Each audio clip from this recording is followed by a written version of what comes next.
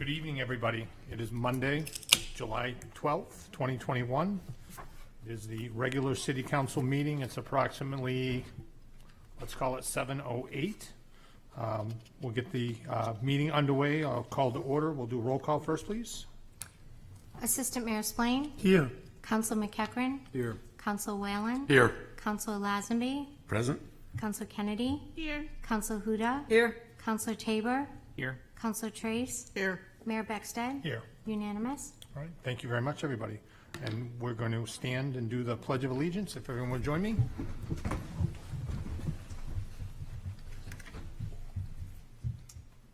I pledge allegiance to the flag of the United States of America, and to the republic for which it stands, one nation, under God, indivisible, with liberty and justice for all.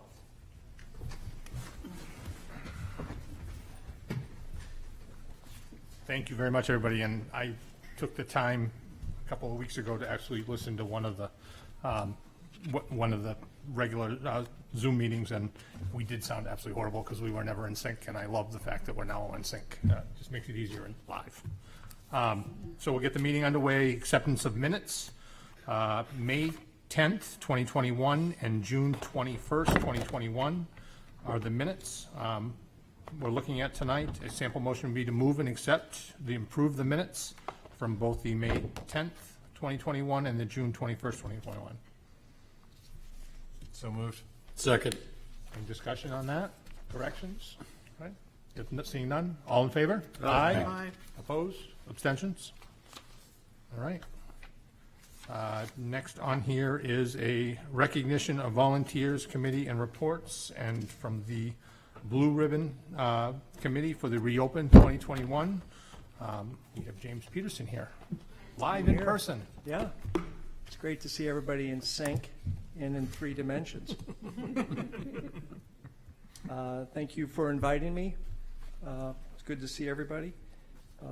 Mayor, city councilors, and city manager. So I'll be reporting on the last 6 months of our work, where we took on a revised directive. And one of the first things we did was to understand it in a directive in a way that we could manage and something that we could apply. So we sought to enhance collaboration with existing resources such as the Economic Development Committee, Pro-Portsmouth, Chamber Collaborative, and the loosely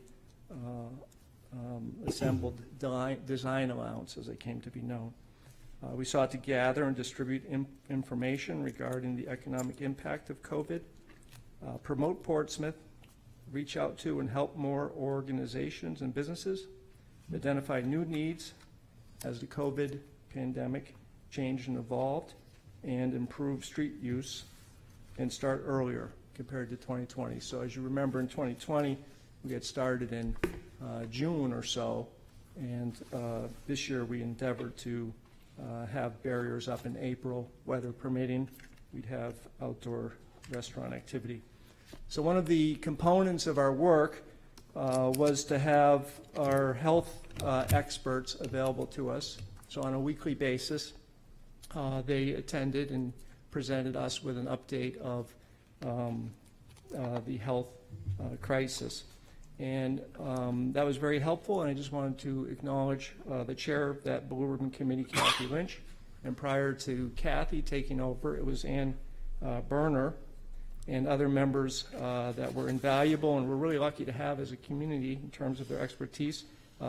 Bianca Montiero, Rich DiPentima, and health department individuals led by Kim McNamara and Tony McClellan and Kristen Shaw. So they provided invaluable information to our committee.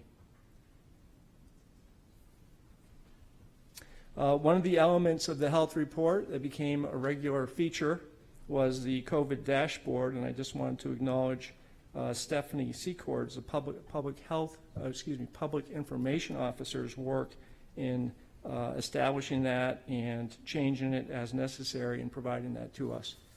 It was very informative.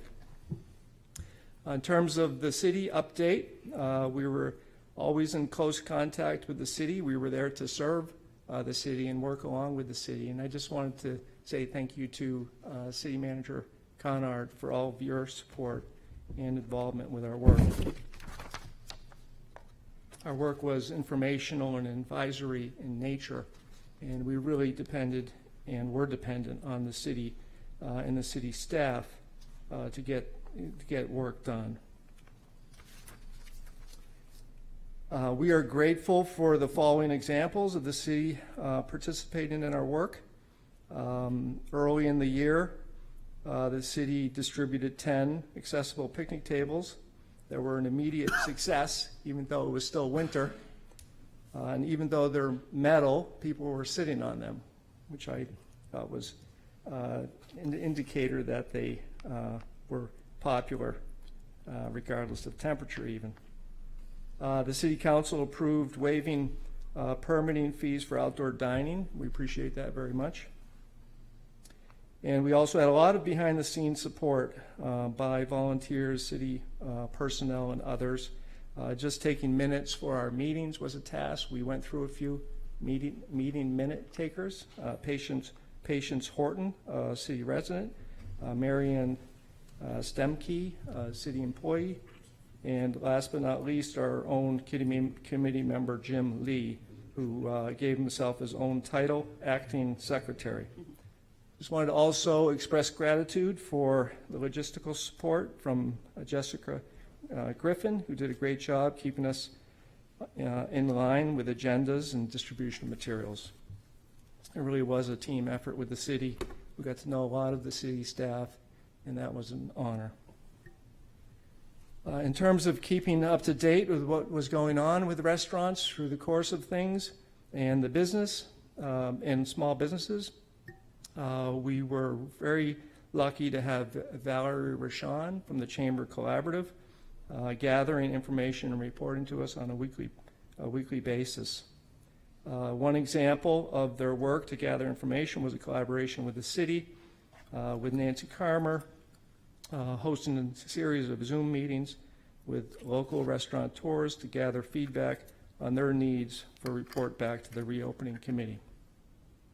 We also had direct feedback from restaurants in particular, because a couple of our committee members are restaurateurs, John Golem and John Arkar.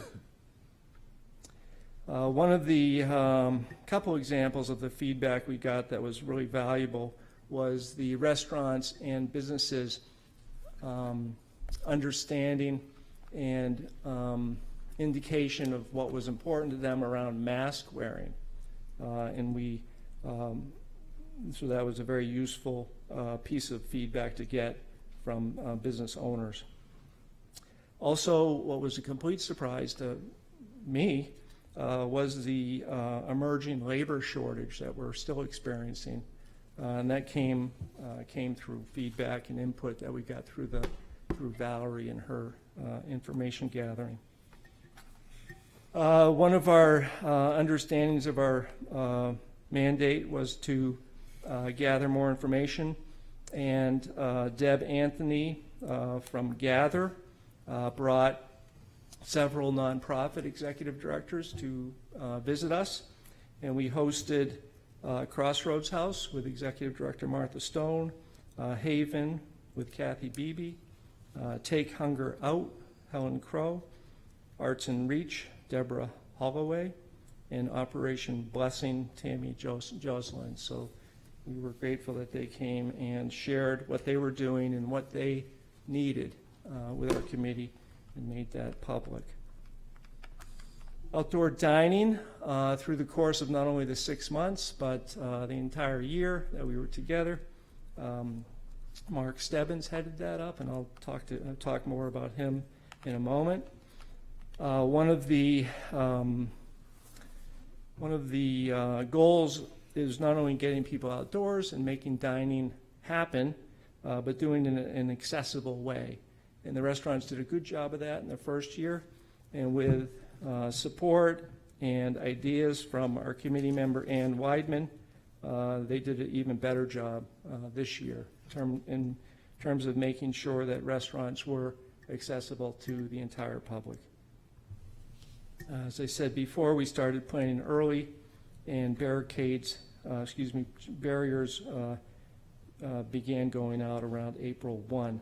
The numbers, in 2020, there were 42 permits for sidewalk and street use by restaurants.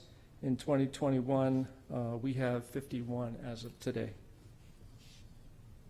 One of the things that was identified by the committee was a need to make the Jersey barriers a little better looking.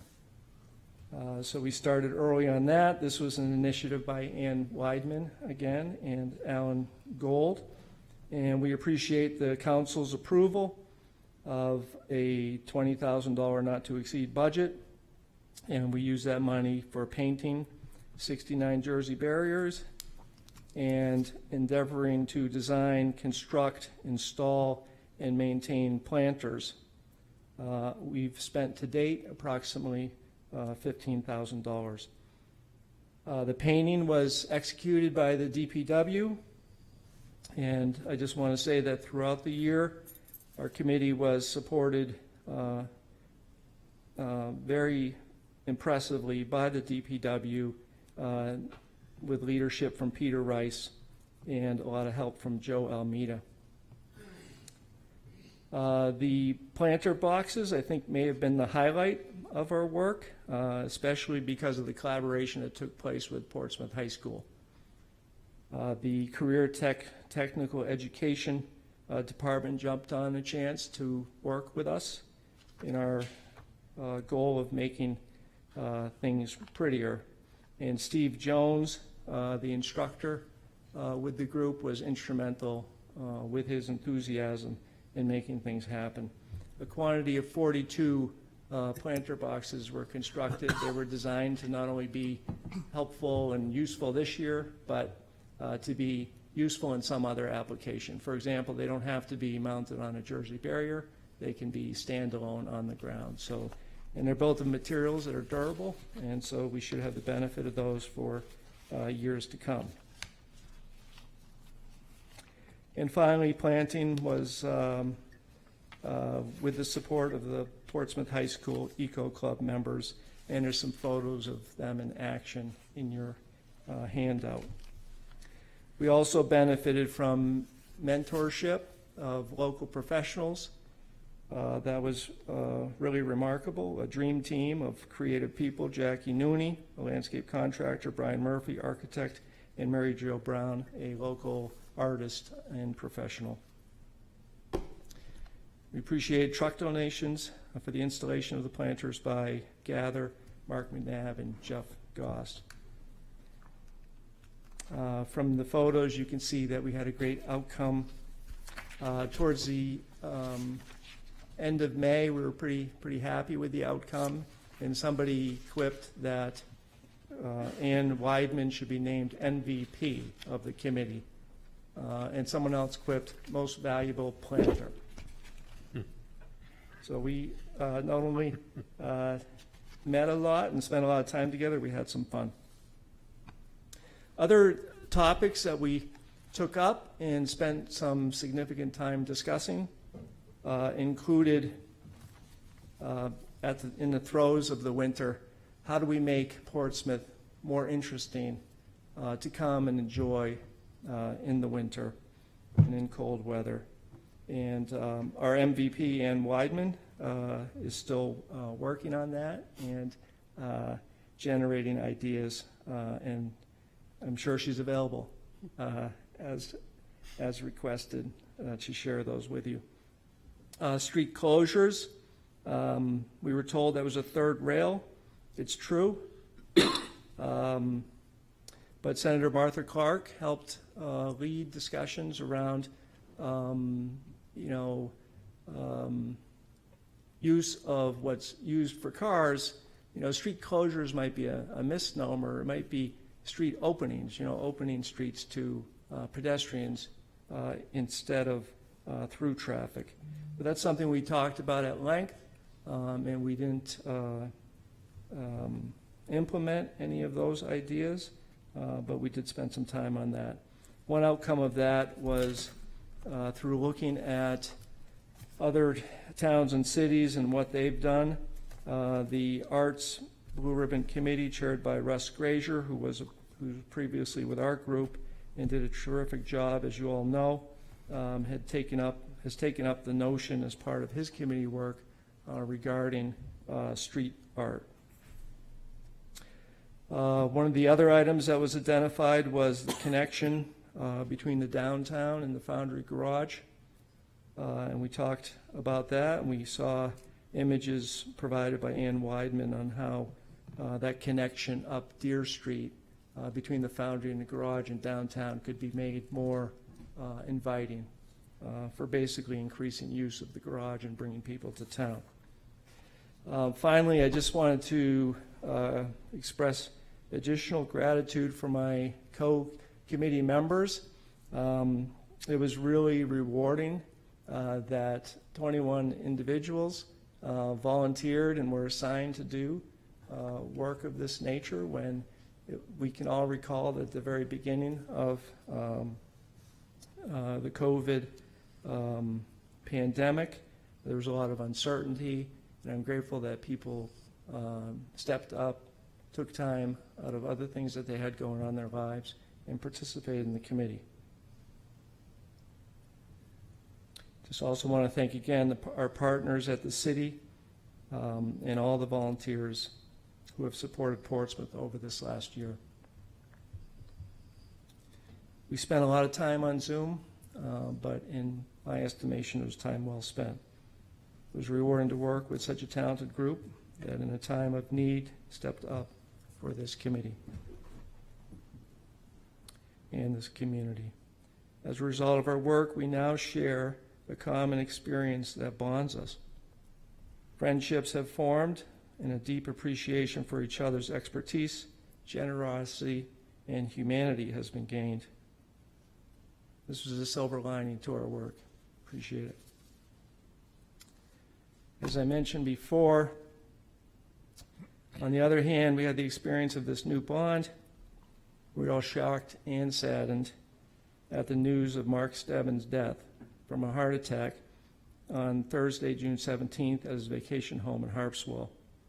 Mark was 67 and still going 100 miles per hour.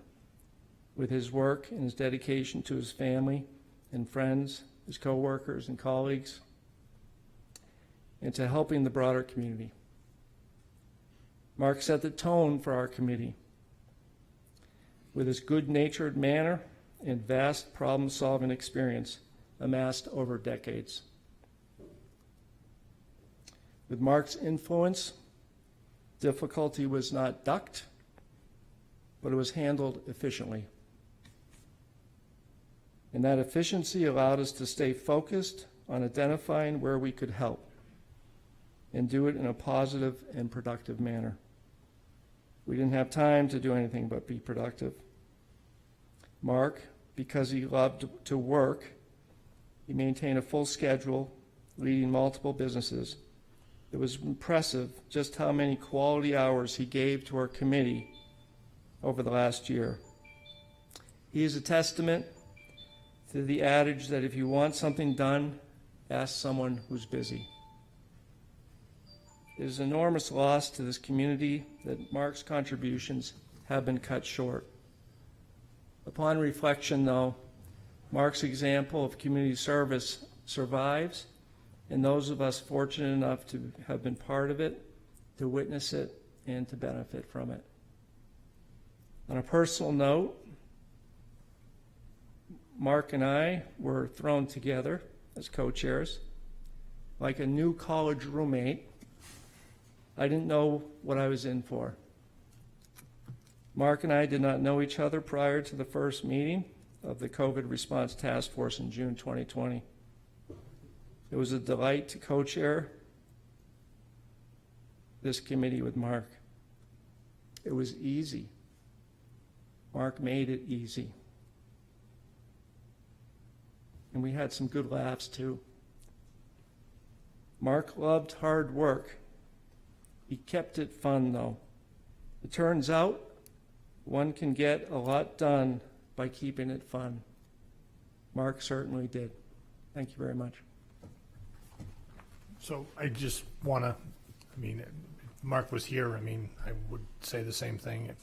On behalf of the city of Portsmouth, the city council themselves, I would like to thank you and Mark Stebbins for the co-chairs and getting through the city through this literally once-in-a-lifetime pandemic situation, and we are deeply indebted to you and the entire committee, and I would like to personally thank you. So, Thank you, Mayor. I'm going to literally stand up with a, sorry. Thank you.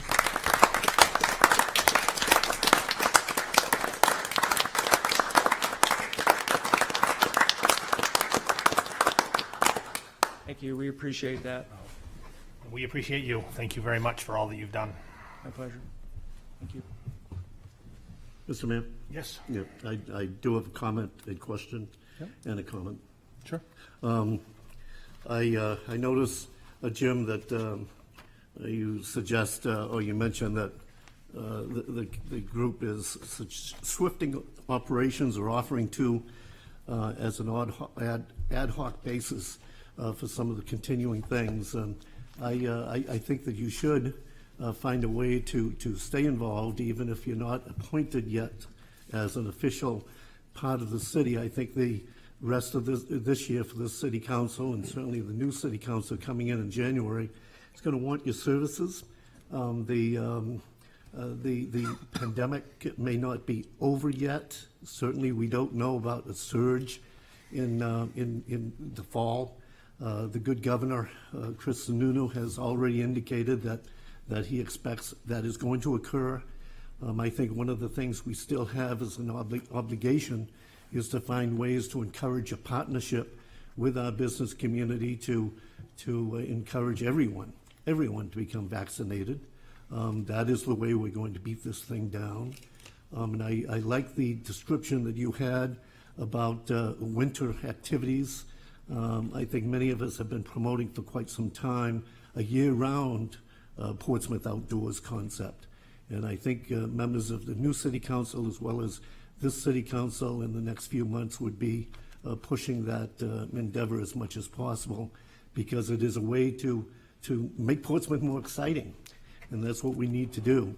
I'll add that when the good Councilor McCachran and I last May, over a year ago, suggested the creation of the Portsmouth Citizen Response Task Force that eventually became the Blue Ribbon Committee, in response to Evan Mallett, who asked the rhetorical question, what will Portsmouth do to help our restaurants? In a very good commentary in the Portsmouth Herald. I don't think we really expected it was going to be done so well, so successfully, so creatively. And it's because of you and Mark Stebbins and so many others who made that happen. I enjoyed a number of conversations with Mark, especially during the past year and a half. And whenever I saw what I called a problem in the way that the task force was going along, he said, it's not a problem, we just have to find a way to be able to make it work. And that was his kind of approach, a very unique individual. And I watched a number of meetings and saw what you did, and you did some wonderful things. I would suggest or ask, and you can respond now if you could, if you can at least communicate with the other members of the group and find out specifically what you would think the city of Portsmouth needs as your services in the next few months and going into 2022. I described a couple, you summarized them as well too, but instead of the city council telling you what to do, I'd like to hear it the other way, the citizens, the group, the people who have participated up to this point, telling the city council what you think needs to be done, because I think there are many other things, not just in dealing with COVID and the response that we have in the next few months with possible additional pandemic difficulties, but many other things that you can do. The efficiency that you pull together with your meetings, I just wish the city council could do that. So thank you very much, and please let us be told by you what we can do. I'm happy to take that message to the committee. We have not ceased to exist. We've stopped meeting, but if there is a need for us to continue meeting, we will do that through the end of this year. We're still getting reports from the Blue Ribbon Health Committee, the COVID dashboard that Stephanie has created. She's continuing to create that. So we are keeping an eye on the health crisis, and we'll reconvene on that topic as necessary. And in terms of further brainstorming, as you suggest, we're working under a directive at this time, but if we're directed by the City Council to a new directive, we're happy to entertain that. Thank you for your leadership. Anyone else? Seeing none. Thank you very much. All right, Greatly thank you. appreciate it. Have a good night. You too.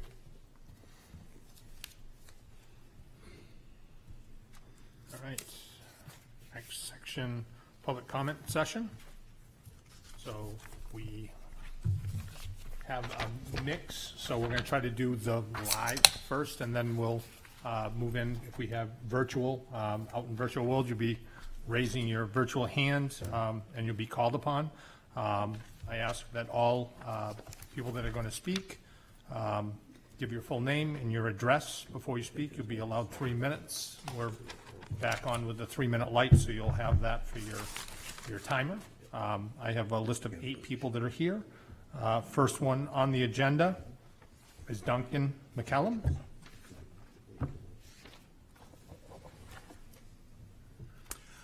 Good evening. My name is Duncan McCallum. I live and work at 536 State Street here in Portsmouth.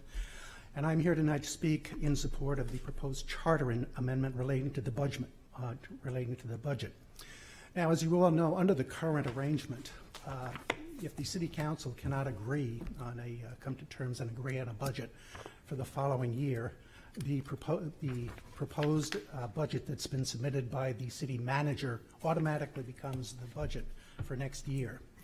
Under the proposed charter amendment, what would happen is if the council cannot agree on a budget, what happens is that the budget reverts back to the preceding year. The preceding year's budget becomes the next year. The current budget, I guess I would say, becomes the next year's budget. Now, last year, for the first time in 2 decades, this council passed a flat budget. There was practically no budget increase. The budget came out to $118,000.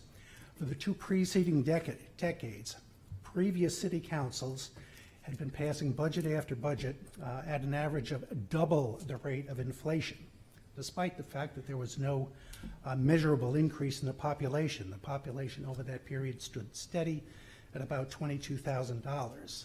I'm not up to date on what the current number of people is.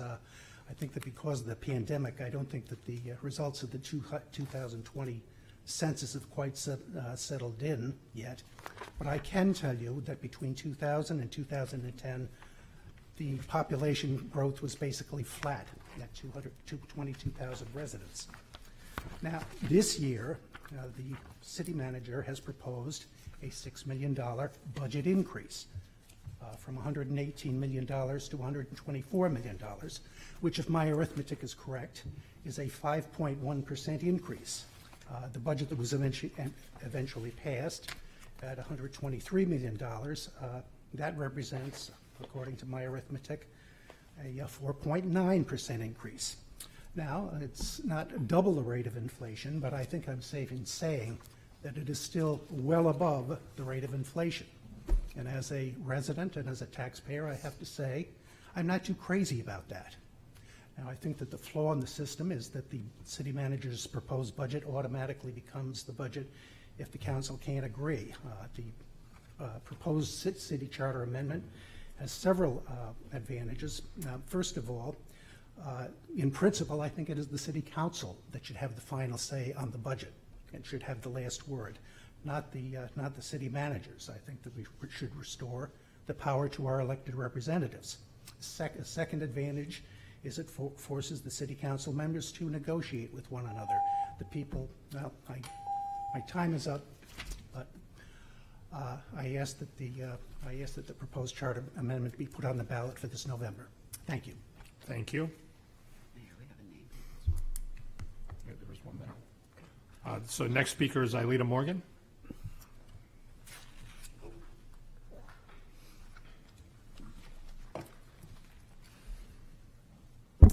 Good evening, Mayor, City Councilors. It kind of feels good to be here again. Wow, amazing. Just your address. Just your address. I'm sorry, Aelita Morgan, 39 Richards Avenue, in Portsmouth. I'm speaking tonight on a motion to of a charter amendment, and I'd like to speak in support of that. And I think that this charter amendment will provide a greater opportunity to increase and even further the collaboration between our city council and our city administration in bringing a budget that's sensible, a budget that protects the social fabric, the heritage, and the character of our community, and it speaks to the values of our community. If you have knocked door to door, I have been there. I think we have heard stories of people struggling. And this year and a half, I think we've seen so much. And I want to take a time to speak about this. I think you have done an amazing job. I want to congratulate you for guiding the city through unprecedented time of a worldwide pandemic. Thank you. Was perfect? No. There is no perfectness anywhere in the world. But you know what? You face the challenges of being new, of working together. Thank you. Thank you because you have shown at every step of the way respect. You have heard every voice, whether you agreed or not. You didn't try to silence anyone. Thank you so much. I really, really appreciate it. I think this is government working for us. It makes our community better. Thank you. And regarding the budget, can I say something? It is also noticeable that with all the hardships and all the difficulties, you've been able to approve a budget, a flat budget, no increase, no cut in services. We didn't lose employees. We protect our employees. You really looked after our staff. I'm glad to see there are staff, hi Kelly, they are safe, they are healthy, and so are their families. Thank you. Thank you, thank you, thank you. Sorry. You have made this forum open again at every city council meeting so that we can speak with you directly. And this is great. You know, Mayor, you have helped in holding the revaluations for 2 years now, I think. And I think that gives a break to a lot of people. You have provided support to the businesses throughout this time, and you continue to do it. You know, we have to notice those things. So thank you, councilors. I think this was my message here in support of this, because I think that's going to make our government even better. And thank you so much, our staff, and for all that you do every day and for your service. Thank you so much. Thank you. Next speaker is Roy Hessel.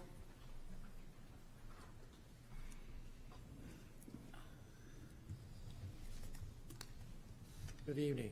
Name's Roy Helsel, 777 Middle Road, Unit 22, Portsmouth. Want to make a statement about the budget. I know the budget has been passed, but what I don't understand is when it was discussed, when I listened to it being discussed, and a question was asked about a line item, many answers were, we will have to get back with you with the information. When I worked on budgets, we were always required to have the information on hand to justify and back up every line item that was on that budget. So why is each time a line item is questioned, city mostly could not answer when asked at that time? That's all I have to say about the budget.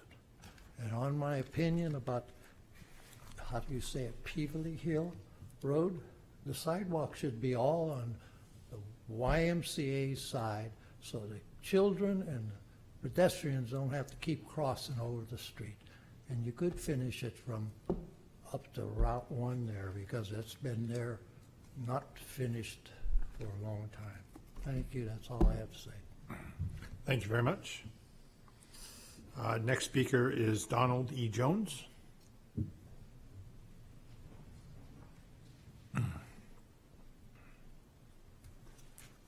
Good evening, Mr. Mayor, councilors, city manager. My name is Donald Jones, and I reside at 296 Beverly Hill Road. And I'm speaking tonight because I believe that the project as proposed for multiple use lane on one side and a sidewalk on the other is the way to go.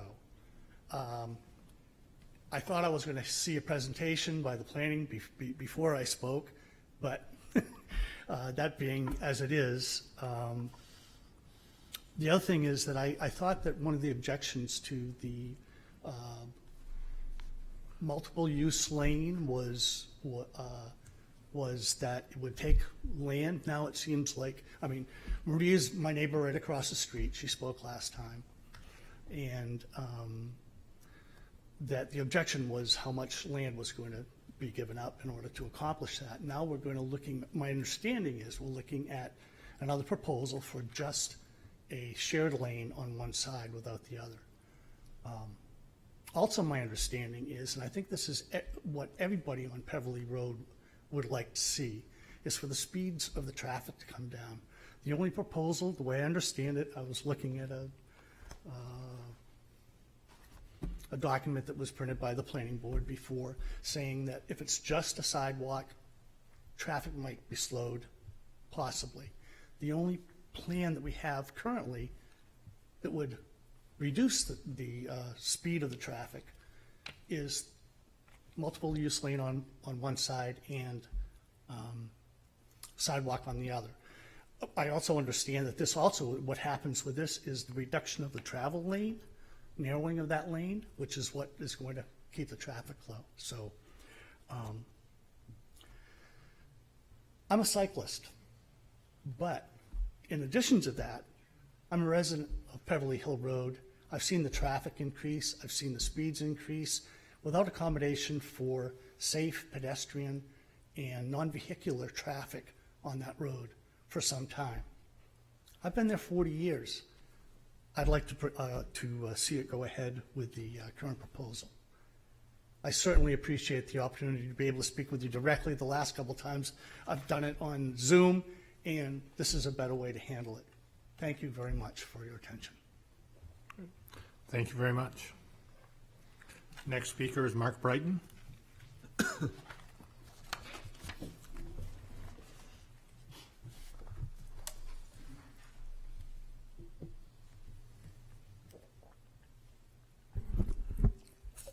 Only God knows what's about to come out of my mouth.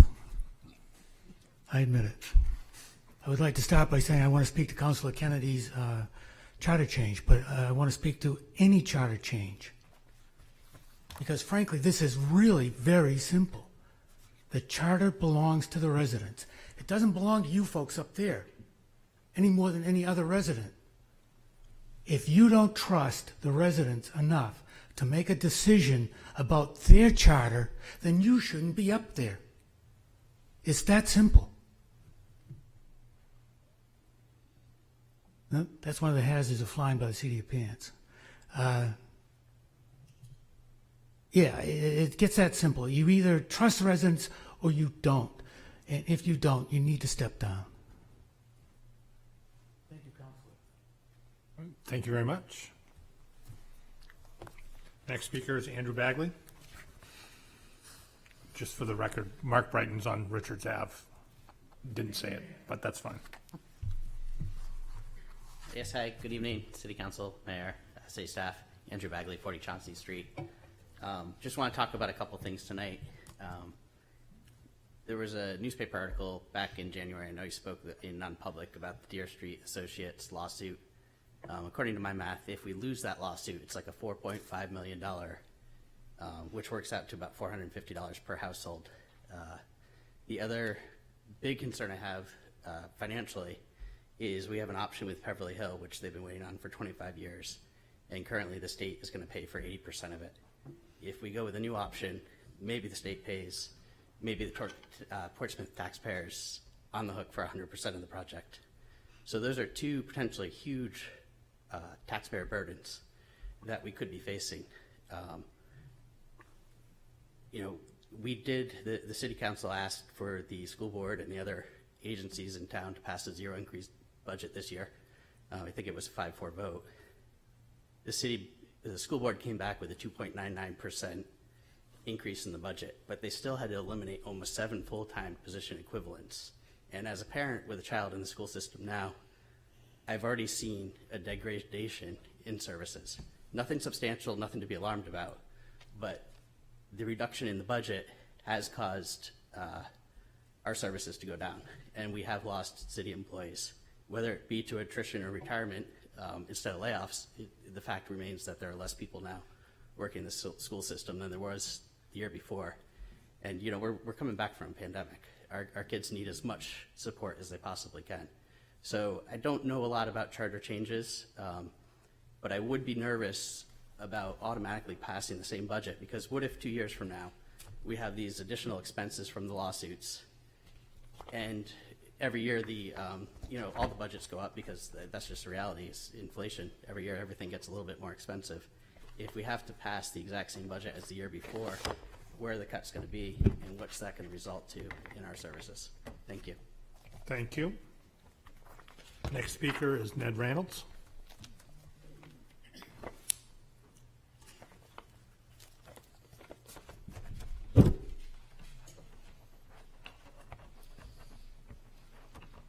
Good evening, councilors.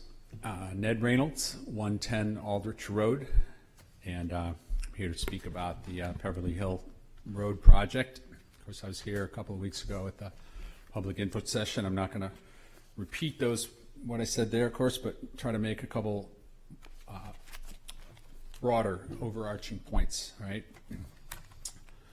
And the first of those is that the job of being a city councilor, you know, is to make policy decisions and then to follow through with the decisions and the authorizations, you know, that implement those policies in a way that benefit the greatest number of people, that serve the interests of the largest proportion of the resident population, and to do that with the long-term best interests of the city and its residents in mind. As you certainly know, it's pretty much axiomatic in local politics that people who are physically closest to anything that's happening or that's proposed, especially when it's a change from what's always been, are going to be the ones with the most, you know, come forward with and be the most passionate about their concerns, their objections, their you know, private grievances with the change even. And the challenge of being a policymaker and fulfilling the mandate to keep the greater good and the long-term best interest of the greatest number of present and future city residents foremost in your mind, you know, takes fortitude, it takes foresight, and it takes backbone to sometimes have to say to a few people or certain groups, you know, I'm sorry, but we have to do this. Every single person or every group cannot always get what they want. The second point that I want to make tonight is that in doing your job and doing everything I just talked about, you know, you can and you should always rely on, you know, the excellent professional staff that a city like Portsmouth has, that we should have, and for which we pay, you know, a lot through our substantial tax burdens because we need those staff. We need those experts with, formal educations and years of experience to get to the positions that they're in, to manage the many and complex functions of local government in serving this large city of 21,000 residents. And in this particular case, of course, I'm talking about your planning director and your public works director. But of course, also their able staff who have all worked on this project for years, including being involved in lots of public input over those years.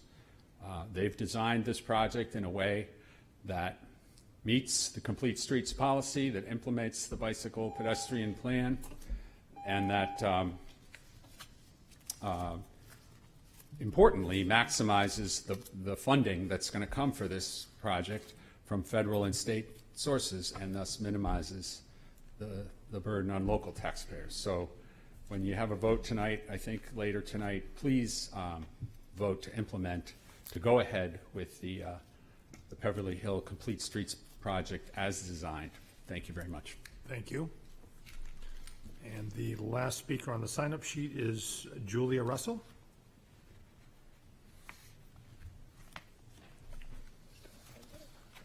Good evening. I'm Julia Russell on 515 Beverly Hill Road, and my husband and I have lived there for only 25 years, not like Mr. Jones, 40 years. That's spectacular.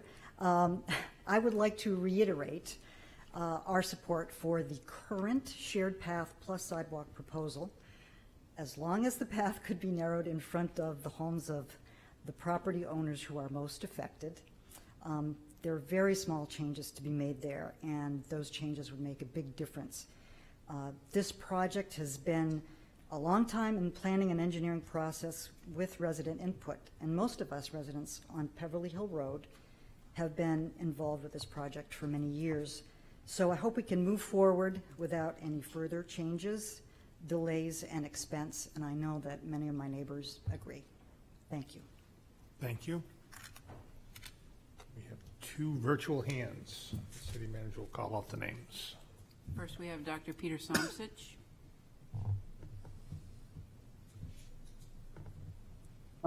Thank you very much, City Councilor and Mayor Beckstead and City Manager. Peter Somsich, 34 Sweat Avenue. And I am speaking not as a resident of Beverly Hill Road, but someone who lives 100 yards away. And I would like to also weigh in on the considerations that you're looking at tonight.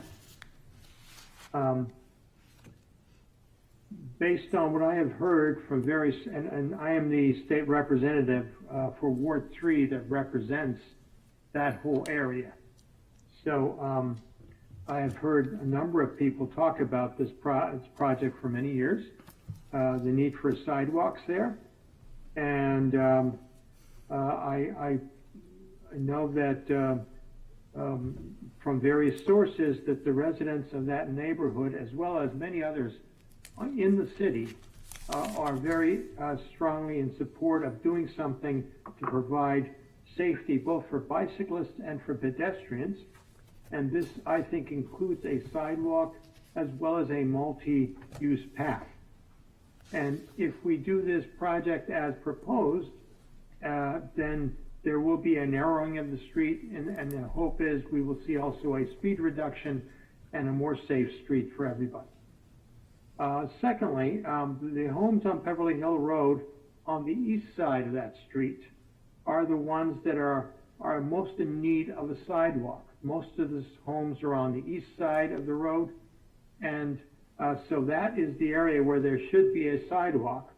While on the other side of the street, where the multi-use path is proposed, that will be a different situation, but you cannot have, I think you should not have just one or the other. And the reason for that is I understand that we might have to narrow a multi-use path on one side, on the west side, to 8 feet, if that helps the residents with their property issues. However, if we just had the multi-use path, we would have the the problem that there would be a two-way bicycle traffic and two-way pedestrian traffic on a narrower multi-use path. And in addition, people on the east side who don't have a sidewalk would have to cross over to get to that sidewalk. And I think that's not a tenable situation. We should have both a sidewalk on the east side and a multi-use path on the west side. I think that provides the best benefit for everyone involved and for the future of the city. So for these reasons, I really strongly support the current proposal.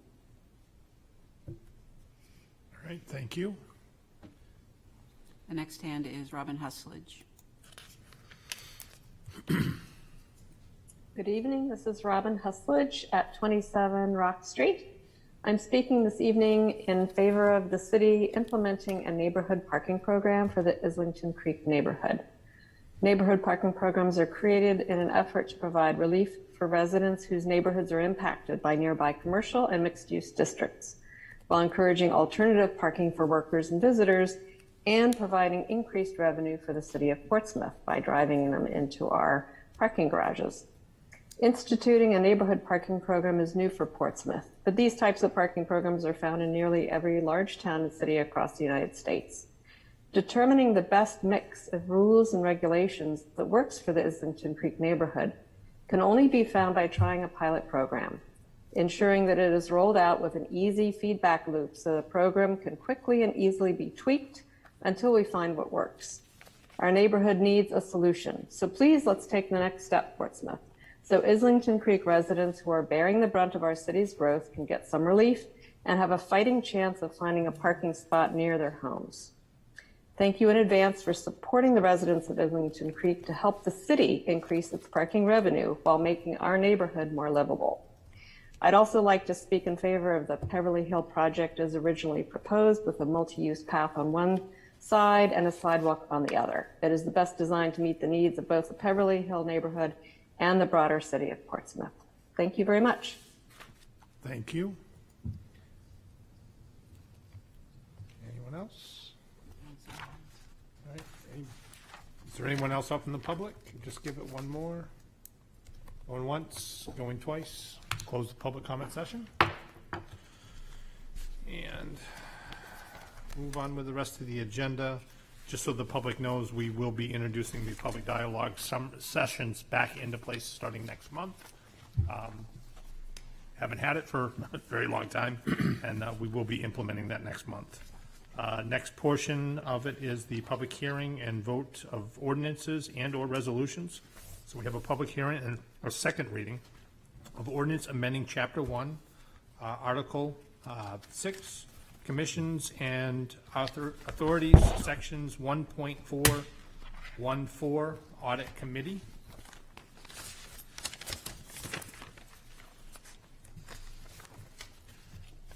Do we have any questions? We had a brief presentation at the last. Your Honor, staff does not have a presentation. This was initiated by Councilor Huda. Okay. And staff would appreciate the opportunity to comment at some appropriate time in this conversation. We do have concerns with the language as presented. Councilor Huda, do you have anything as far as with talking about it? I mean, I know that we've got it here. Is there anything you want to? Well, we've had the presentation. Yep. It's in our packet. Yep. We've had the first reading. Yep. I thought we were going to the second reading and Okay. the public speakers. Okay. I think it's self-explanatory. Okay. All right. So, if there's nobody else, Councilor Trace. Yeah, I would just like to informally ask, having had a chance to really seriously look at this, what the feeling is about potentially not having a member of city staff, not even their ad hoc, voice no vote.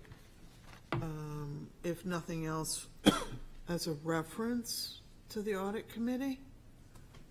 If there's voice no vote, then certainly a member of city staff shouldn't be threatening or anything else to the audit committee, but I would think would very much help in facilitating any questions that the audit committee might have moving forward.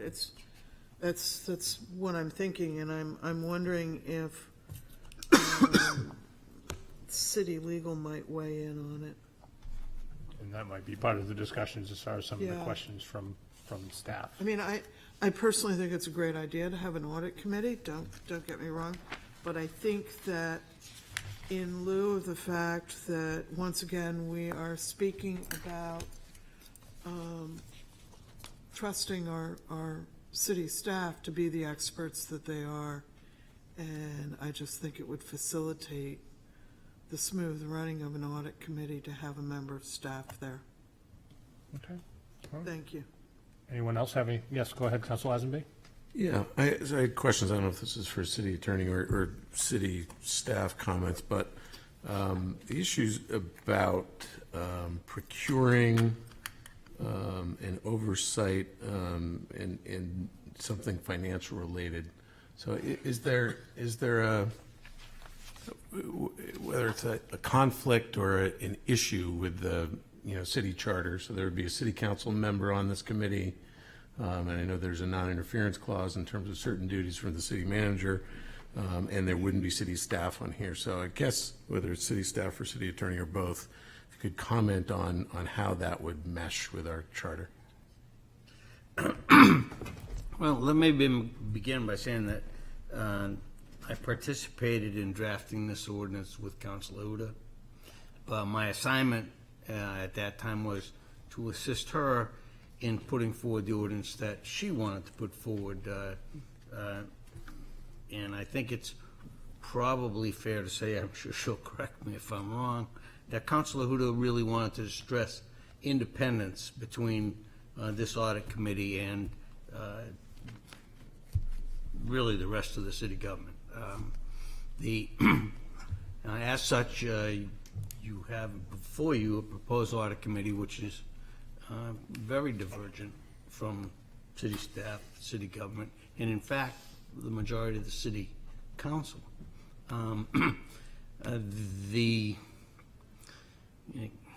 Keep in mind that for a few hundred years, the city did not have an audit committee, doesn't have one now. And so what's happening here is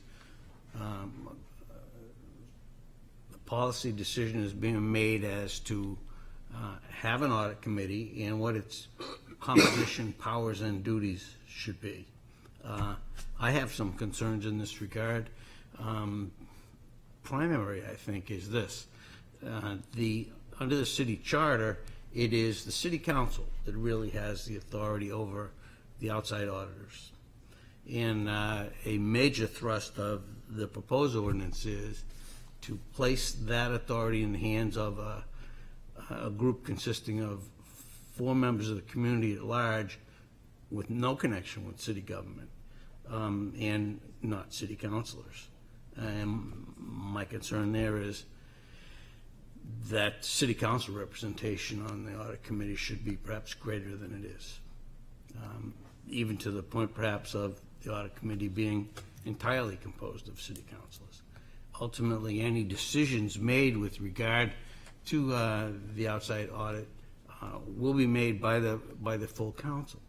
So it seems to me that it's important that the council be very much involved in the process from the beginning.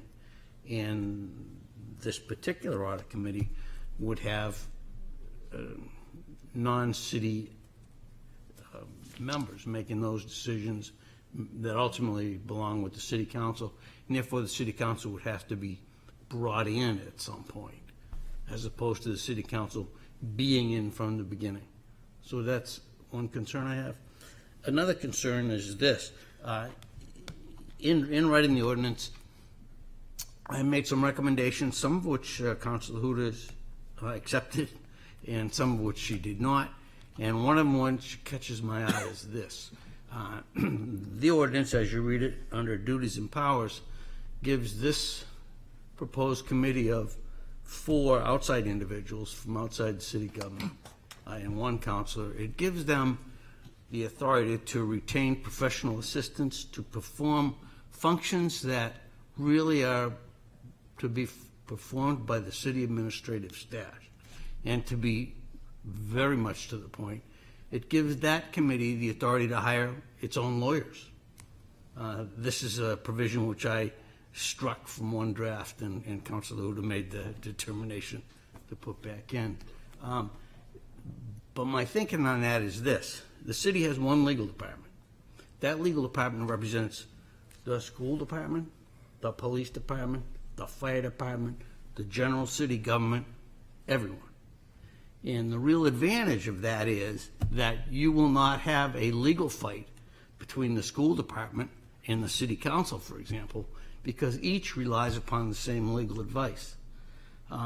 Always felt that that was a good policy for the city at large. This won't be one of those situations where you read about in the newspaper from some other city where a school department and the city council or a school department and the fire department are fighting about some legal issue. It won't happen here because we all have the same legal department. But this ordinance allows that committee to hire outside lawyers, which does set up the possibility of legal issues between, in this case, a committee and any city department, including, I might add, the city council. So I have concerns, those kind of concerns about the particular audit committee that you see in front of you. Now, that is not a concern with the idea of audit committees in general. I believe that the audit committee is a good idea.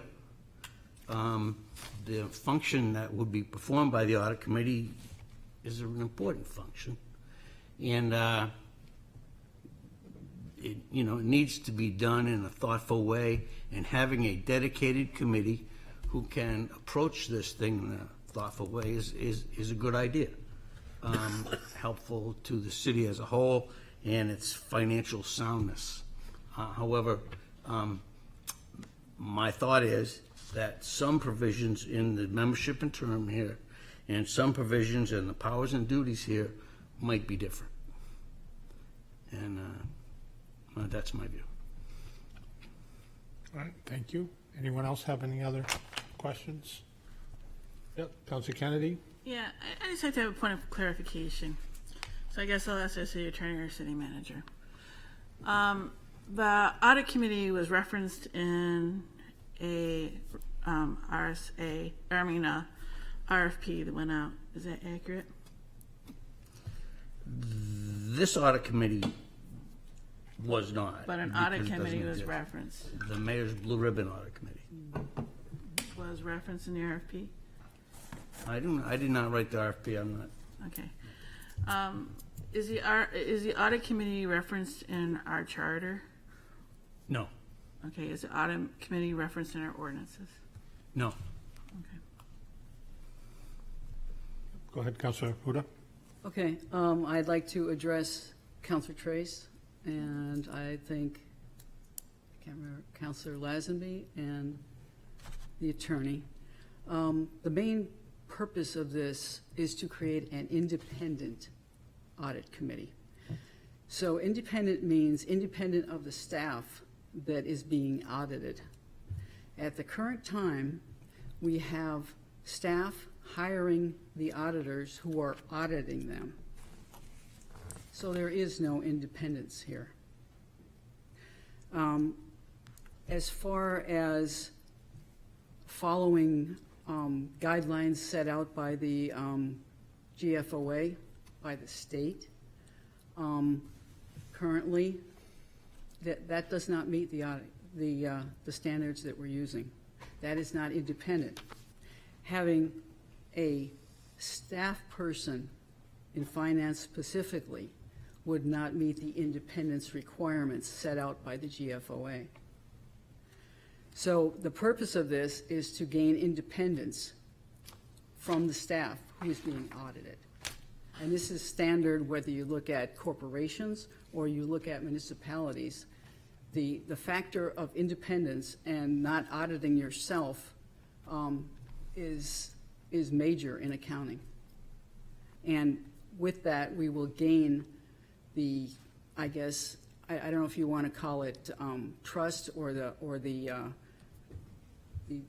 just having the confidence in what is being presented to us by staff, by, you know, this is a basic accounting legal procedure that you don't, that's the audit committee be independent. To address Bob's concerns on the audit committee having to bring in financial experts or legal counsel and other appropriate specialists, this is outside of the city staff. This isn't internal. This is independent. The situation that would require something like this would be if, as the audit committee is outside experts. Personally, I'm in accounting and finance, and I would not want to have the council have to go through and learn all of this. This committee is advisory. It's not making any decisions. It's an advisory committee of experts, just like any other one, to the council that is independent. So if there is any kind of issue that the auditors have at the end of their audit, and they need to request outside counsel, outside advice, outside of the staff, that is the purpose of this. So I hope that helps answer your questions as far as that goes. Councilor McEachran? Thank you, Your Honor. A few clarifying questions. First, Councilor Huda, could you walk me through again, I know we've done this before, but walk me through again how this comes back to the council and how they are advisory? Meaning, so we select, say this moves forward past third reading, we bring this forward. Can you tell me the points at which the council makes decisions with regards to the auditors?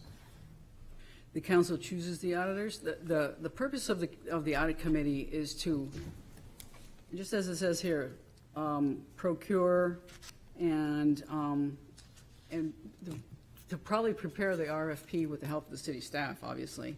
But the standard procedure would be to put out an RFP, to get in 2 or 3 bids, 4 or 5, ideally.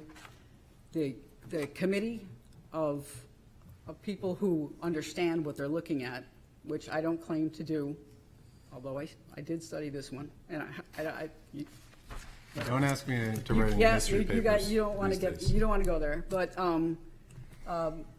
use their expertise to look at the bids and see that all of the requests in the bids of the RFP has been fulfilled, and evaluate them against the criteria that were in the RFP. I don't know if you guys looked at the RFP. There is certain criteria they have to meet, and weigh those criteria, and then bring a solid proposal back to the council. The audit committee does not choose, make the final choice.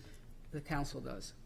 So I'm with you right there, and I think supportive of all that. I guess what I don't understand, and I just want comfort that we're not creating power that doesn't exist right now, or giving up the oversight of this city council, which is, you know, the embodiment of the city, is the oversee the work of the city's external auditor. What does that consist of? So what that actually means is, okay, I'll take you through the whole cycle. So the council approves an auditor and sends it back to the audit committee and says, now we need a contract. The contract has to say A, B, C, D. The audit committee, together with the city's legal department, compose the contract, and the legal department actually negotiates the terms of the contract and brings it back in. Once the council chooses that auditor, the council's job is basically done.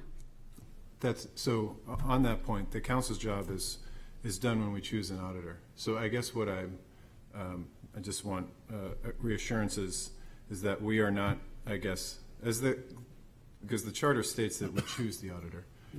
I didn't read the charter stating that we then oversee the audit itself as a council. So I know that we get to choose the auditor. So I'm just wondering if it goes against the charter to then have our representatives through the committee overseeing this audit take place. It doesn't, well, my personal opinion, it does not. The auditors, the audit committee are the so-called counselors, experts on this. They are independent of the staff who is being audited. So to oversee it actually means there are certain procedures that the external auditor would do. They come in, they do their due diligence, they do their testing, and they report back anything odd or anything, they would report back to the audit committee. And the audit committee works with the staff to facilitate any answers or any questions that would come up there, and that is settled until the audit is complete and the reports are written. And then those come back, just like they do now, to the council, as a report back to the council on the proceedings of the audit and the financial, I guess you'd call financial condition of the city. Okay, so I guess what is, I guess I was under the impression that that's the job of the auditor. Now, I understand if we were to not have an audit committee and city staff is selecting the auditor themselves, it creates an appearance, although it's just an appearance, it creates the appearance that there's not independence. But if we remove that and have an audit committee select the auditor, isn't that the job of the auditor to report these findings of misuse or misappropriation or things that don't add up?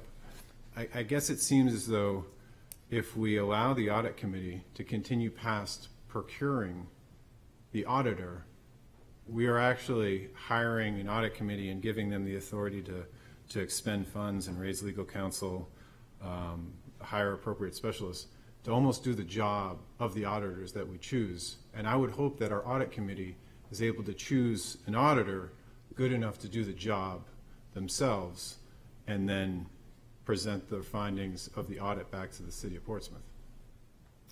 In a normal, okay, and this is theoretical. In a normal situation, that would be the case. Everything would be fine, all the reports would come back. If for some reason there is something that is wrong, or something that they've discovered that in the process that is not working, that's the point in time when this part would come in, as far as getting, I guess, further legal or expertise, or in the case of a lot of audits, a forensic accountant in here, that would be the type of information we would need. Generally, that is not the case. This was written for the future to handle any type of situation. So I don't know if that answers your question. So I guess my question is, does this assume that an auditor in this case, if they found some issue, would sweep it under the rug? I mean, I don't want to speak crassly, but wouldn't that come back to us, or no? If we hired the correct auditor? In this case, it would come back to the audit committee first, and the discussion would be made there, because they would come back and say, we can't do this type of, there's 4 or 5 different types of opinion, we can't do this type of opinion because of. At that point in time, the discussions would start with the staff and see if the situation could be remedied, or if it was just a one-off situation that, there could be a million things. Yeah. Okay, and I'll stop this, and I appreciate Mayor for allowing this back and forth to happen. I feel as though we're trying to solve 2 problems with this audit committee at the moment. One is the feeling as though, and one is related to the other. So the idea that there's not independence with the selection of the auditor creates the sense that since they are not independently selected, they might overlook things that could come up in an audit. I feel as though we solve both of those if we create an audit committee that is independent in the selection of the auditor, and we allow that auditor to do their job, knowing that we've selected them independent of staff. I don't believe that we need the belt and suspenders then to oversee, potentially with funds, potentially with legal advice, in order to make sure that the auditor that we select is doing its job. Because if we're doing that, I don't think we've done the audit committee or the auditor selection correctly. Okay, the purpose of the audit committee is not to oversee what they're doing. It's just to report back. It's an in-between the council. The other thing is, as soon as something like this happened, the audit committee would bring it right back to the council in a non-public session, if that was the case. The main thing here is currently the auditors report to the people that they are auditing, and that's not independent. This creates that separation, and it also fulfills the independence of the audit as far as the charter goes. Okay. You did say that they don't oversee, that maybe we need to adjust the duties and powers, because it does state in this that they do oversee the work of the city's external auditor. They do. Okay, so we still have, and because it's a public hearing, I also want to get the public involved. So if there's anything that wants to be added, it sounds like there might be a possibility of maybe a tweak or suggestions. I would just go and say this, that citizens advisory committees are used all the time. The city has gone and used them, which is separate from any of the departments. And the perfect example that I can think of that comes to mind is our police commissioner. So we've had numerous times where we've had to go and replace because somebody had to leave, or unfortunately we had unfortunate circumstances, they had to be replaced, and that was an independent advisory committee of citizens only. So I look at that as it is somewhat of a normal practice. It's not always everyone involved, but I mean, everyone's made some good points. If there's anything new that needs to be added before we open for public comment. So I'm gonna go ahead, Councilor Trace, and then Councilor Tabor after that. Thank you. I want to thank the mayor for allowing the back and forth comment. I want to thank Councilor Huda for her explanation. And I think, if I'm correct in understanding, Councilor McEachran, your concern is that the audit committee will end up auditing the auditor? In a way? Yeah. We'll be the auditor. Yeah, exactly. Meaning we could have done a better job selecting the auditor. No, I clearly understand, and I support Councilor McEachran. Go ahead, Councilor Tabor. A clarifying question. The language under duties and powers says this committee has oversight of financial reporting process, risk management, and governance. And those sounded to me like they go beyond advising the council on an audit. Can you enlighten us a little on what you're intending with that? I can. When you look at the language in the letter that would come from an independent auditor, this is what they look at.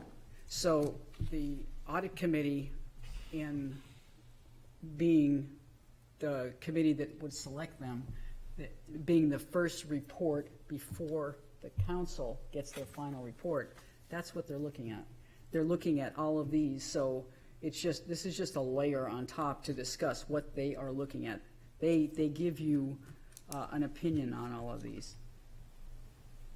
Does that make sense? Yes, and I tend to, now that you've explained it, I tend to side with Councilor McEachran that ongoing auditing of the auditor may not be really the duty of an outside citizens committee. To me, the roles and responsibilities are pretty clear right from the city charter. The council has the responsibility to be sure we're audited every year, and we are the body ultimately responsible for the finances of the city. That's why we go out and seek an independent auditor. It's our charge to do that, and it's our charge to get back an independent audit, which shows any deficiencies, and it's our charge to deal with those. So I think to me, it's simpler and clearer if ultimately the council picks the auditor, and the auditor does their independent work, which is what they're paid to do, brings it back to the council, and we act on anything that's found. It just seems simpler and cleaner to me. Okay, I would guess, I would ask if you think that it would be more efficient with 9 people with varying backgrounds to do the RFP, look at all of the specifications, match them up, and bring back a recommendation that they could all agree on, and would want to take on that responsibility rather than give it to a committee that basically would have accounting, finance, auditing, and financial reporting experience. So the choice here, I guess, is to fulfill our charter duties as a council.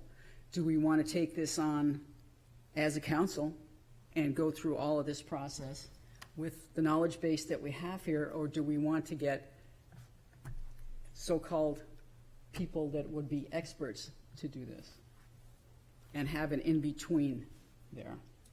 That is basically the purpose of this, to advise us as a council. City manager just had a couple of things before we open up for the public comment. Thank you, Mayor. As a staff, we would want to be in a position of supporting this in concept. Our concern is that, as currently written, it creates a separate structure that would be inconsistent with the charter in several different areas. There's so many comments I'd like to give here. The role is not to audit staff, but to audit our books. The auditors do have a fiduciary responsibility already to report to council any findings that they do come across. And so we would want to be supportive of language that works with the charter, and as such, we'd like the opportunity to work with Councilor Huda to rewrite the language that is a better fit, quite frankly. Okay. All right. I have one more comment. The booklets that are coming, that I think the city manager promised to order for all of us, which from the GFOA, the elected officials guide to audit committees, I think will help us a lot going forward to the whys and the hows and the industry standards that we should be following. So I will leave it at that, and I guess I would ask what the status of that would be, because it would really help. Of course, and we are working to get those ordered. Thank you. Great, thank you. All right, with that being done, to be able to continue, we'll do the public hearing session. So at this time, anyone out in the public that would like to speak on this, I see a head shake. Not sure if anybody else in the public, and then, of course, we'll give to the virtual world now that we have 2 different ways of communication. Is there anyone out in the public that would like to speak to, for, or against this this policy change? Anyone at all in the public? Raise your virtual hand. I see no hands on Zoom. Not seeing any. I see somebody standing in the audience. Would somebody like to speak on that from the audience? Approach the counter, just to give you your name and your address, please. For the record. Mark Brighton, Richards Ave. I'm not entirely familiar with all the ins and outs of this, but I would think that we would want the audit committee to be as independent from city staff as possible. I don't see how there can be an objection to that necessity. It seems incomprehensible that you would want something else. As again, I'm not saying that that's what you're asking for. I hear that there might be conflicts with the charter. But I am sure we can write something that will guarantee independence of this committee. Thank you. Thank you. I don't think I gave my address, did I? Richard's Ave. You did. Richards Ave. You're good. Thank you. Is there anyone? No one in the, Not in the public. no All one right. in the. Going once, going twice. We'll close the public hearing session and await a motion or any other comments. Yes, Councilor McEachran. So, in terms of the independence, I would like to restate that I agree that the independence, and also echo the city manager, these are the books, humans, individuals aren't being audited. It's the books that are looking for, I think that's important to recognize. But it's the scope after the audit committee, because we choose the auditor as a city. That's in the charter. We choose the auditor and they report back to us, so that's how it's designed. But this audit committee, as it states under duties and powers, is choosing an auditor and then kind of auditing that auditor on an ongoing basis. And that's I guess, what I have a hard time understanding that we as a council would want to put, I guess, those kind of belt and suspenders on an auditing firm that does have a fiduciary responsibility to bring things to us as a council. Okay, I guess I'd like to address that. I guess I'd like to clarify your point of auditing the auditor. The word is not auditing the auditor, it's meeting with the auditor to, as you would with anybody else, review where they are in their process of their contract and just have, I don't know, quarterly review meetings as they move through their audit as a checkup. It's not auditing the auditor as such. It's a review meeting. So That would be that the process and the findings and how they were going about their testing and everything else. How basically it's how's that going?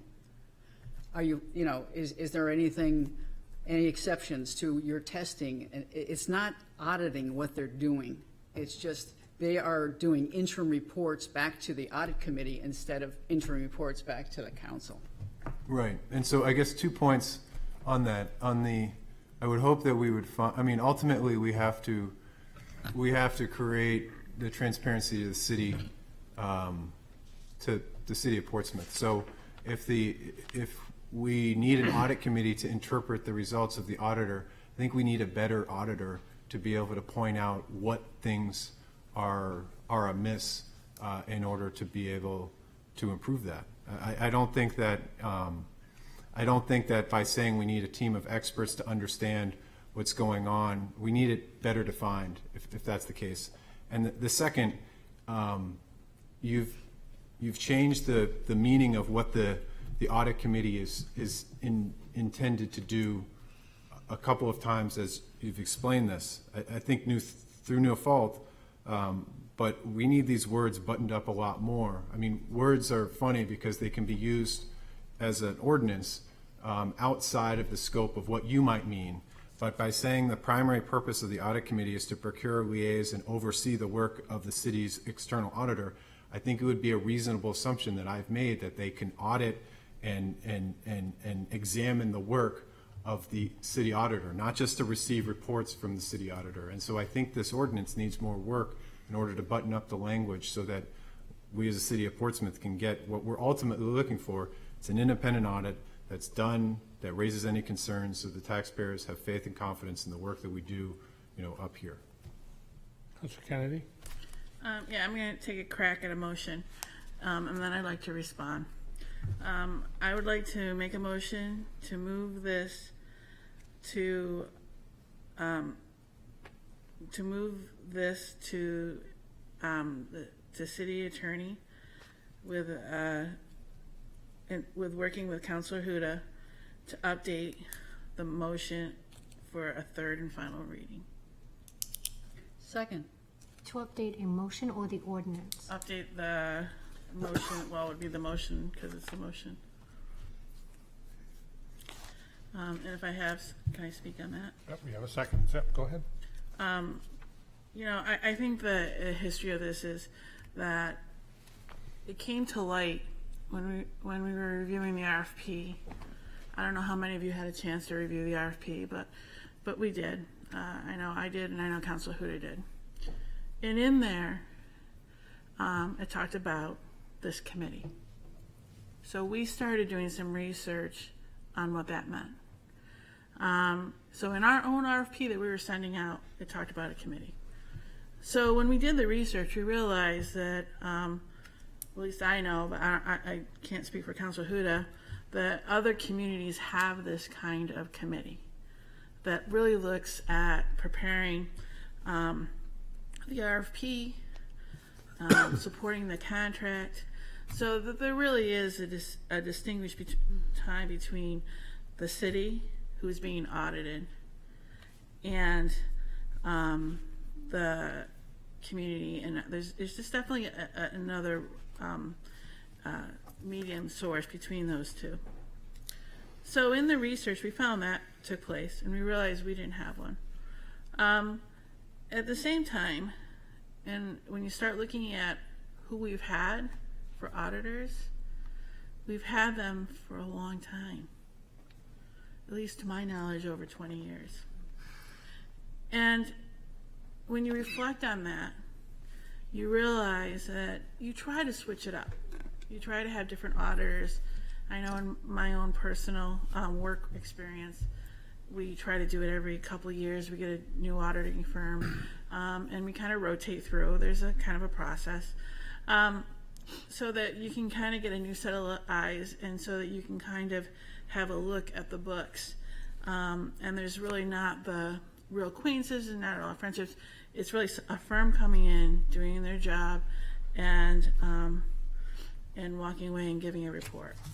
So I'm encouraged by this. I think it's something that we need to have.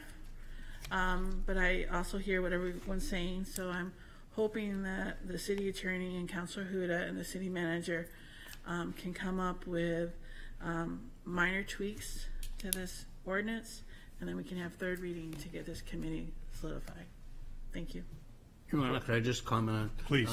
If, just so the council will understand what it's voting on, if the motion made by Councilor Kennedy should pass, I don't actually hear the second yet. Has it been seconded? It was seconded. Then if that motion should pass, then what I would anticipate would happen would be that Councilor Huda and I, city manager, other relevant members of the city staff would get together with Councilor Huda, as I say, and try to propose amendments, an amendment or amendments which are consistent with comments made by the councilors tonight.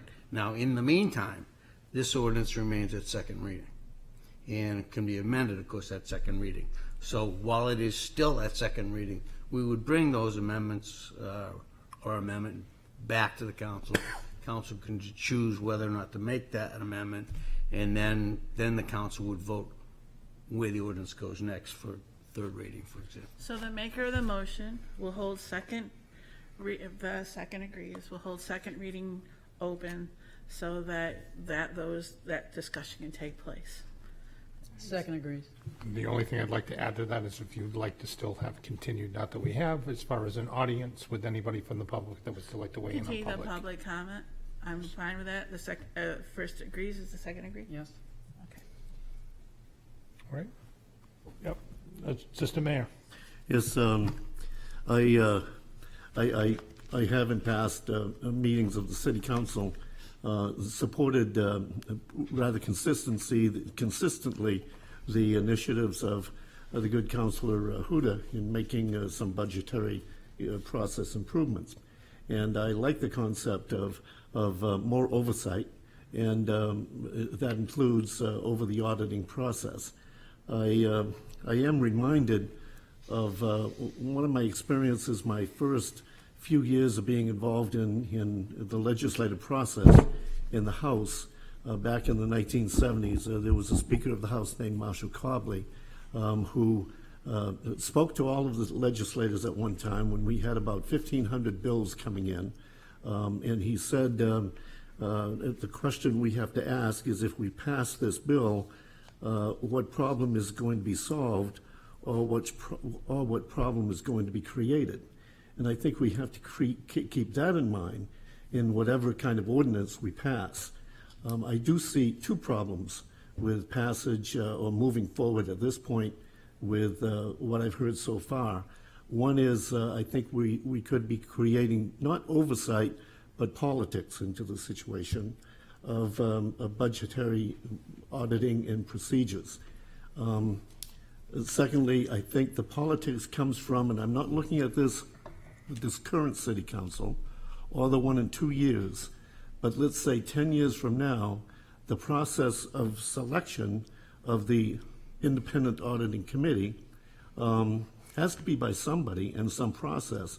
And this ordinance suggests it be by nomination or selection by the mayor of 5 people, with confirmation by the council, which quite often ends up being kind of a rubber stamp.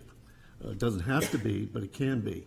So what I suggest is, and I'll support moving this forward, when the good city attorney and the city manager and Councilor Huda meet, if there is another way to be able to create the membership, to insulate not only from the staff, but from the city council, I think that that would be a win-win. And I'm not talking about who currently is mayor or who would be mayor in 2 years, but I'm thinking 10 years from now, if this process is created and there is a mayor and a couple of city councilors who would want to have more than just an independent audit and oversight of the city manager, what problem are we creating?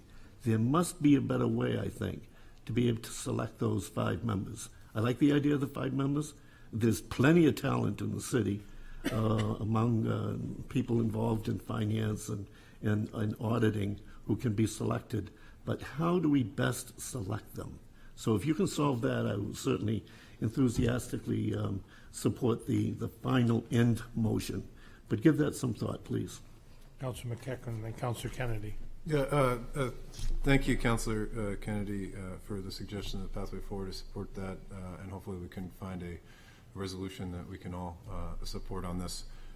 Just as a point to consider, I think it would be a clarifying point. It's probably in here already, but audit committee members, in the first, under A, membership and term, audit committee members shall possess experience. All members shall be independent of both city management and any auditing firm which may be under contract with the city. And then, in order to enhance the integrity of the financial reporting, the independence of each member will be maintained throughout the duration of their term on the audit committee. I assume that no member of the audit committee will also be a member of a firm in consideration for an auditor. And I just want that clarified in there, if that's what independence means, just further clarification around that. Thank you. Councilor Kennedy? I guess I just want to respond to Assistant Mayor. I think unlike many other committees we form, this committee, as well as auditors, have federal and state laws. So the auditors, they pick the auditors, they make the decision, definitely have some kind of fiscal, legal kind of responsibility behind them. So I think it's a little different than some of the other committees that we select. And I think that we have planning, we have zoning, who have a lot of those legal things, and that's the process that the city has chosen for, I don't know, as long as you've been on, probably, in selection. So I hope that we can stay the same. I've seen a lot of weird things happen through the years. All right. Anyone else? Yes, Councilor Lazenby. Yeah, so just one more piece of this. I think keeping the second reading open is good. I definitely want to hear from city staff and the city attorney on suggestions to improve it. There's been discussion about what other communities do. I think it would be interesting to know what other New Hampshire cities do in terms of an audit committee. Searching the web, I wasn't able to find for most of our New Hampshire cities, so if perhaps someone on city staff can find out if there's more detail to be had, that would be helpful to find out what they do. We can do that. We can help you with that. I have a lot of documentation. Anyone else? All right, seeing none? And just one, New Hampshire Municipal Association should be able to assist on this too. Good city manager, you might want to contact them. They have some expertise and staff who might help. All right, anyone else? All right, all those in favor? Aye. Aye. Opposed? Abstentions? All right, moving right along. Okay, so I've been asked to move one item, and it would be under presentations and consideration. It's item A, it's the Peverly Hill Improvement Plan. And I've been asked if we could possibly move item A up forward by suspension of the rule. So moved. Second. Any discussion on that? All's in favor? Aye. Opposed? Abstentions? All right. Move on. City Manager? Thank you very much. With us tonight, we have DPW Director Peter Rice, and from McFarland. Pardon me. I'm not in the right place. That's my fault. We also have the city's design consultant from McFarland Associates, Brian Colburn, and Deputy City Attorney Suzanne Woodland. We have a PowerPoint presentation to show you, and I'll pull that up now. Do you have enough? Thanks, Peter. Thanks, Peter.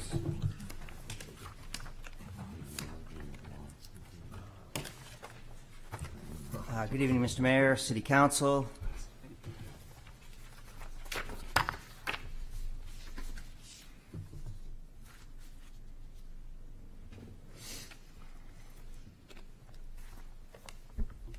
Just want to be able to pull up the presentation for those at home.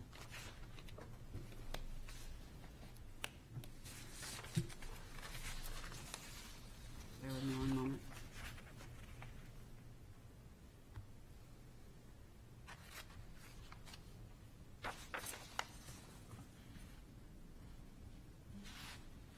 I see technical. I'm good now, thanks, Kevin. Almost there, bear with me one more moment.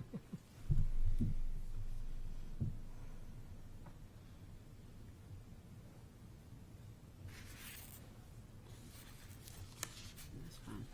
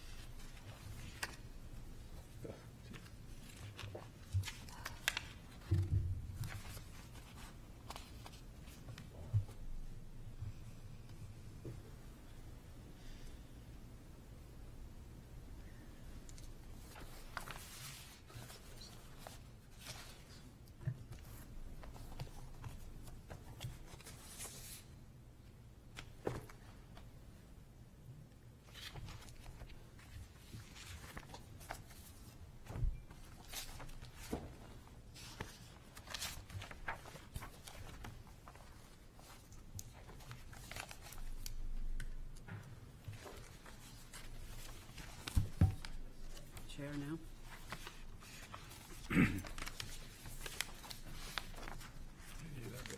Thanks, Peter.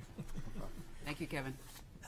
Good evening, Mr. Mayor, City Council. My name is Peter Rice, Director of Public Works. With me this evening, as the City Manager indicated, is Brian Colburn from McFarland Johnson, our design consultant for this project.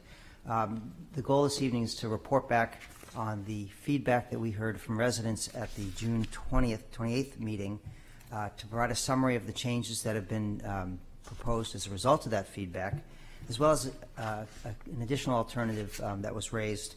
In addition, Suzanne Woodland is here to talk about the right-of-way challenges, as well as answer any questions.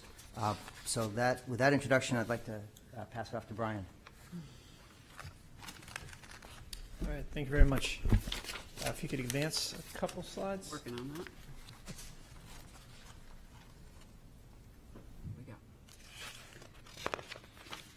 Go. One more. And one more, yep. that's good. All right, so as Peter Rice mentioned, we took a look at the feedback we received at not only the last meeting, but several of the meetings leading up to this, and a desire to look at some of the locations where the project had right-of-way impacts that were causing comments from residents. And so on the top of your screen is the cross-section as originally proposed for the multi-use path and sidewalk option. So again, this is looking easterly. So the YMCA would be on your left. This is looking towards Route 1. So we have the 6-foot sidewalk on one side and the 10-foot shared use path with a 3-foot green strip for both plantings and utility poles on the south side.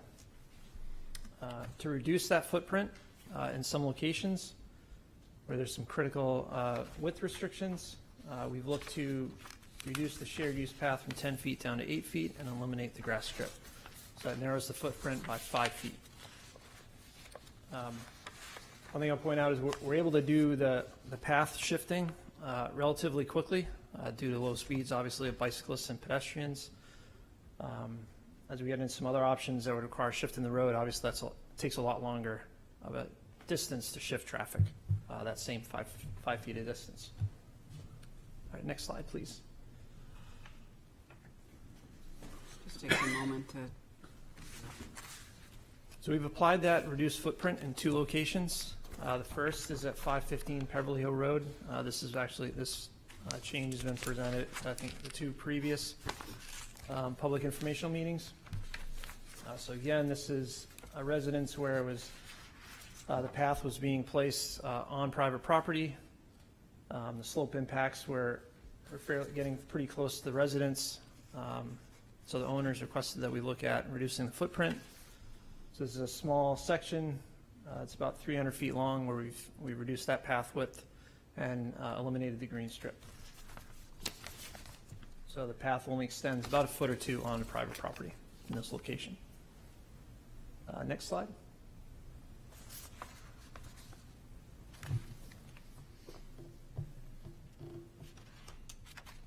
So this is the second location. We're looking to implement the reduced footprint. So this is the current design with a 10-foot shared use path. Just off the screen to the left is the church, and then residents 287 to 293 and 297. So as we flip to the next slide, see how that revised footprint reduces the width there from the buildings. What's just off to the screen on the left is the church property, where under the previous proposal we did require a permanent easement because a portion of the path was going to be placed on the church parcel. We reduced the footprint here, so we no longer require that permanent easement on the church parcel. Next slide will show the cross-section. This is right at 297 Peverly Hill Road. So the current design with a 10-foot shared use path, put the edge of that path about 23 feet from the face of the building, face of the residence. 287, which is 2 buildings to the west, that's about 8 feet further away from what we're showing in this cross-section. So we wanted to show the tightest point. As we reduce that width of the shared use path and get rid of the green strip, we can increase that distance from the building to the back of the path to 28 feet. And again, you can see it at this particular location, the project would be contained within the existing right-of-way. Next slide. This is a table we had shown at some previous presentations, so we wanted to update it. That second line there, 263 Peverly Hill Road, that's the church parcel. So again, if we can implement the 8-foot shared use path in front of the church, we no longer need that permanent easement. That parcel would be added to the temporary easement list, though, to tie in their driveways. Next slide, please. Again, this is a table we presented previously, so we just wanted to update the sidewalk and shared use path design to only show that we need 8 permanent easements. Next slide, please. I go backwards? There were some comments and questions about what a project would look like if there was a path, a shared use path only on the north side. So again, we've taken that same cross-section at 297 Peverly just to demonstrate what those changes would look like. And we've held the northern edge. So the northern edge of the shared use path lines up with the northern edge of the sidewalk on the top slide. So you can see we have the 10-foot shared use path, the 3-foot green strip. There on the north side, that puts the edge of the road only a foot farther away from the concept where we reduce the shared use path. So the distance from improvements to the building are relatively the same. One thing to note is the actual traffic would be closer to the building under this proposal, as it would be shifted farther to the south. Next slide.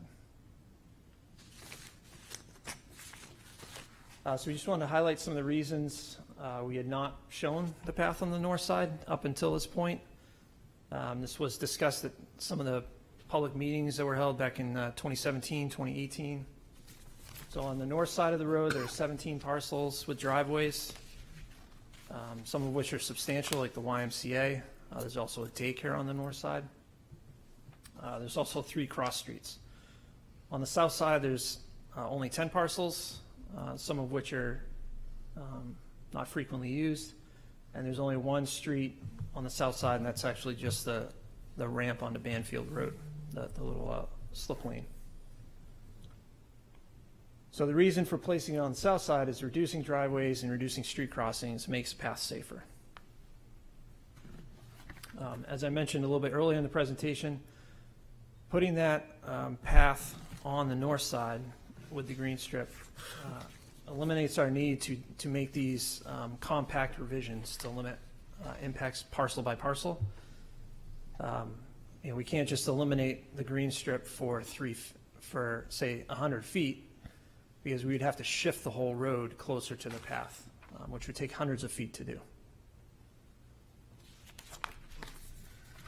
Next slide. All right, city attorney. Thanks.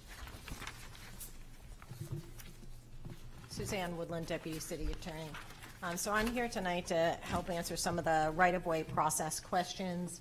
As you found in your city council packet, I provided a detailed memorandum in the packet to help give you some of the background on the public necessity process and why it is we're kind of stuck living within this paradigm of needing to do a fair amount of process if we want to progress this, this project. So just in summary, the City Council does need to hold a public necessity hearing if you want to advance the project. And any improvement, as you've heard before, to the roadway will trigger that need for a public necessity hearing. There's really just unfortunately no way around that. Next slide when you have a chance. What the public necessity hearing does is it makes possible, if it is needed, an eminent domain process, because it is then that public necessity hearing that you weigh the benefits of the project, not only so that we can relieve certain properties of conservation restrictions, but also so that if some property owner is not happy with the appraised amount that they're offered, that there is a mechanism for the project to still go forward, and then the Board of Tax and Land Appeals or the Superior Court, there's process for then determining what that right price is. And it doesn't, sometimes, as we've talked about, you do have an eminent domain process that's not particularly adversarial. In the case of many of the projects, like the Route 33 project that we did where we replaced the red listed bridge, we had to do a process like this. And what it allowed for is for the railroad to make us go through all of the process. It was not adversarial. We just did the process, did the appraisal. There was a figure that the railroad accepted, and we were done. It just was process. It wasn't adversarial. But they needed to deal with their liability issues. So they want us to take it by eminent domain. And when you have conservation restrictions or other types of restrictions on property, again, sometimes you need to go through the whole process, and it doesn't mean it's adversarial. It just means you have to relieve that piece of property of the burden it's carrying, and there's a mechanism for doing that. So that's part of it. And in the ideal world, the private property owners, who are impacted, will be, will work with us through the appraisal process and be satisfied with, the offers that are made. So, and yes, like I said, any improvement is going to require this process. Okay. All right, thank you. Anyone they'd like to? Yep, go ahead, Councilor Lazenby. Yeah, I had a question. I guess it might be with the consultant or potentially Public Works Director. But I heard over a number of meetings some of the questions from residents about narrowing the multi-use path in some spots, and I appreciate that you've come back with a creative way to achieve that. And then from what you said here, so you gained five feet. That path would be 5 feet further away from the houses where that was closest. But it looks like in total about 36 feet from the traffic, whereas the path only on the north side would be 29 feet from the traffic, would be closer to the traffic. Is that right? So, okay, I think that's a notable thing, and I appreciate you bringing that up. I don't think I heard anyone asking for the solution that got the traffic closer to their house. So I think a lot of it speaks well to what we heard the neighbors and the public look for with the project. The other piece that we heard from many people was about moving forward and getting the process going. And I wanted to ask about, so in your table, you listed that a sidewalk only with bicycle lanes or sidewalk only with no bicycle lanes would delay the project for a year or more. Can you speak to why that would be? Sure. So we're actually currently finishing up step 2 in DOT's process. So DOT divides the design process of a project into 3 steps. The first step is an engineering study that defines the preferred alternative. Step 2 is preliminary engineering, where we take that preferred alternative, we get our survey, we lay it out so we understand the impacts of that. That's where we are now.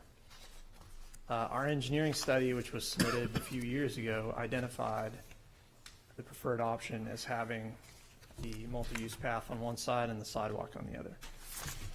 So if we're to change that, we have to go back to step 1 and revise our engineering study. There's a portion in that expresses or summarizes public input that led to that. So we have another public meeting, make sure we get public input that revising the alternative is what the community wants. And then we resubmit to New Hampshire DOT to get their concurrence on that preferred alternative. After we receive that concurrence, then we would have to re-engineer the plans. They're about 50% design complete right now. So it would take us time to do that. We also review the project's impacts on the environment, both natural and cultural. So we would need to reanalyze those impacts as well. So that's why there would be a delay.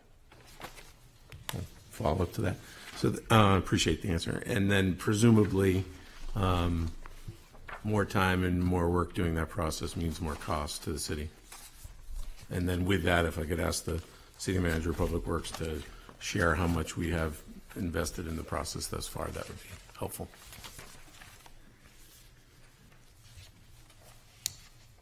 To date, the total investment has been $435,000, of which $348,000 the state has covered. So the local match to that is about $87,000 spent to date. And if we have to go through a process like was just explained, does that add additional cost? Yeah, it would. Obviously, it wouldn't be that total amount because a lot of the legwork's been done, and it would be I don't know, I would need to sit down with Brian and come up with a modification to their scope, and then we'd need to get that approved by the state. And so it's more the time impact, in addition to the cost, but time is the bigger impact, I would think. Thank you. Councilor McEachran? Thank you, Your Honor, and thank you, Brian.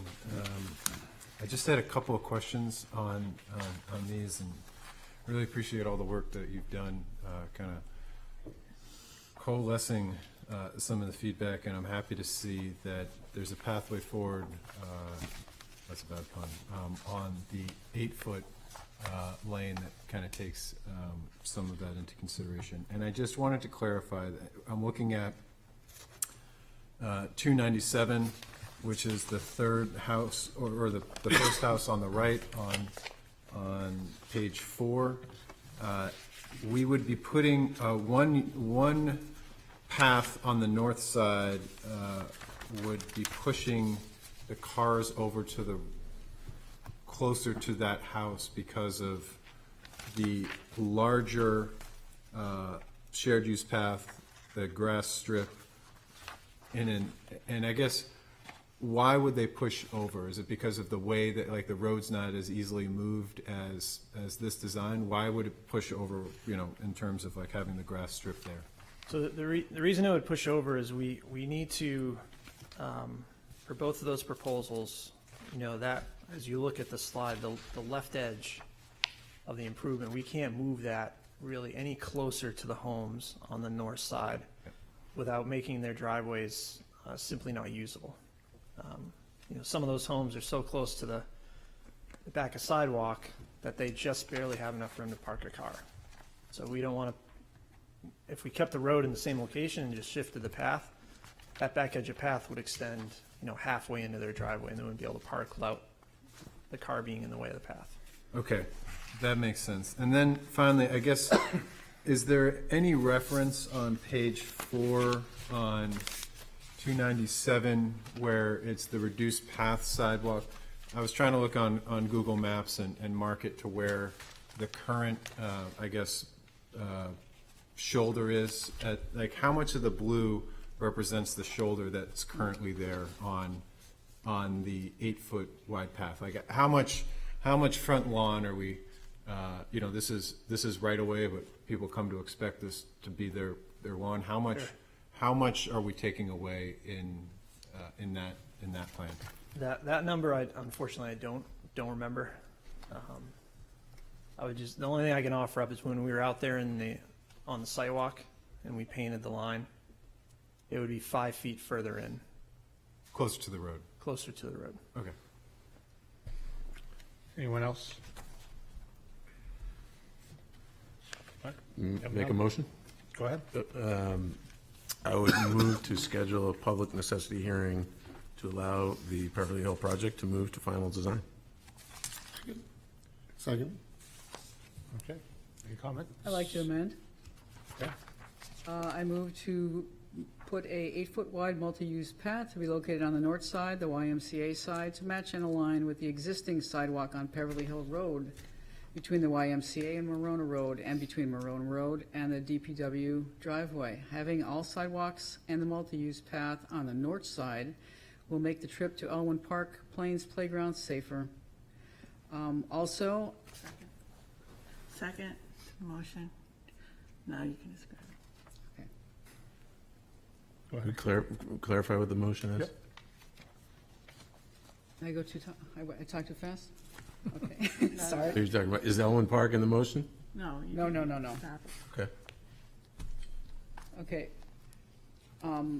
The second part of this, I guess, is to, No, the first part. Read it. okay, to make an 8-foot wide multi-use path to be located on the north side to match and align with the existing sidewalk on Beverly Hill Road between YMCA and Marona Road, and between Marona Road and the DPW driveway. Second. Anybody have?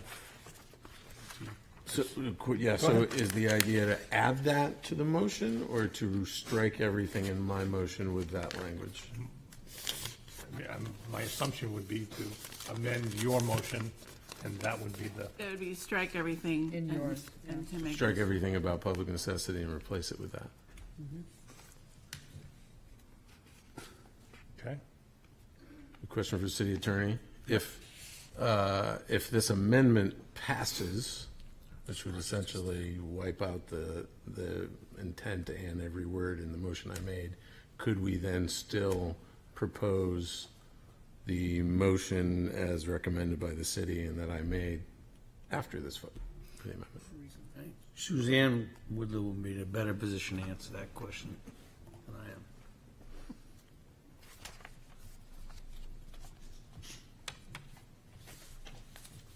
As I heard it, it sounds like this motion that you're proposing, hold on, I have to think about this.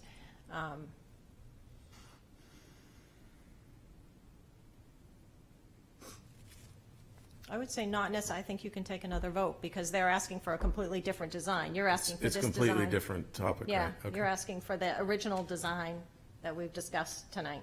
All right. And you're proposing a different design. Does that help?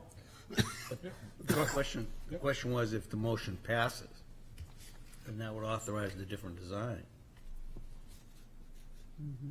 Right. Okay. So, Which would mean you which means couldn't we don't vote. need a public necessity hearing because we would not be ready for one. We'd have to go back and design. Okay. Yeah, Counselor. Yep. Just a clarifying, is this the, as represented in this handout, are you proposing that that this design would be the one shared use path that shifts the road and travel of cars? It looks like, what is that? 10 feet closer to the south side? Is that what you're proposing? It would shift the travel lanes as depicted here 10 feet closer to the south side from where they currently reside in this, in this design. We flip the side of the path. But I guess as they've engineered it here, it also shifts the cars 10 feet closer to the houses. There wouldn't be a sidewalk on the other side, so there wouldn't be any impact. No, on page 6 of the presentation that we had gotten, it says path only on the north side. And it shows a 10-foot shared use path. The path, That's the one that I think Councilor McEachran is Yeah, referring so to. that's the one that I think you're asking for. I just wanted to clarify that that was the one that you're looking for, because that one does, as designed, shift the travel lane, so that red car is now, let's see, 8. It's 8 feet closer. 8 feet closer. Oh, plus the 9, though, you get, because that was 29 and that was 28, so yeah, 8 feet closer. So I just want to, we're also voting to shift the travel lane 8 feet closer to the south side than the current design that we'd be voting on tonight. That's right. Okay. Good, Councilor Tabor? Just, if you could clarify, how does this compare to the motion we have in our packets that you were going to make to have only a shared use path of 8 feet? Correct.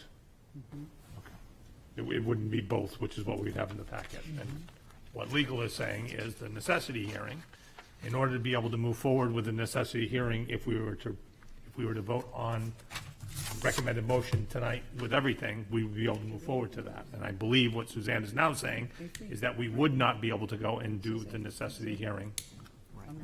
It would have to be engineered again. I think that's what's being said. And if the amendment passes, No necessity hearing. we needed. can't go back to Councilor Lazenby's motion. Correct. Like, that's what I understand. It's a one-way street. Councilor Kennedy? just a point of clarification. The suggested path that I see here is a 10-foot. The suggested reading that we made was, the motion was 8. Correct. So I just want to point that clarification out for people that are talking about the traffic shift. I would like to speak on this.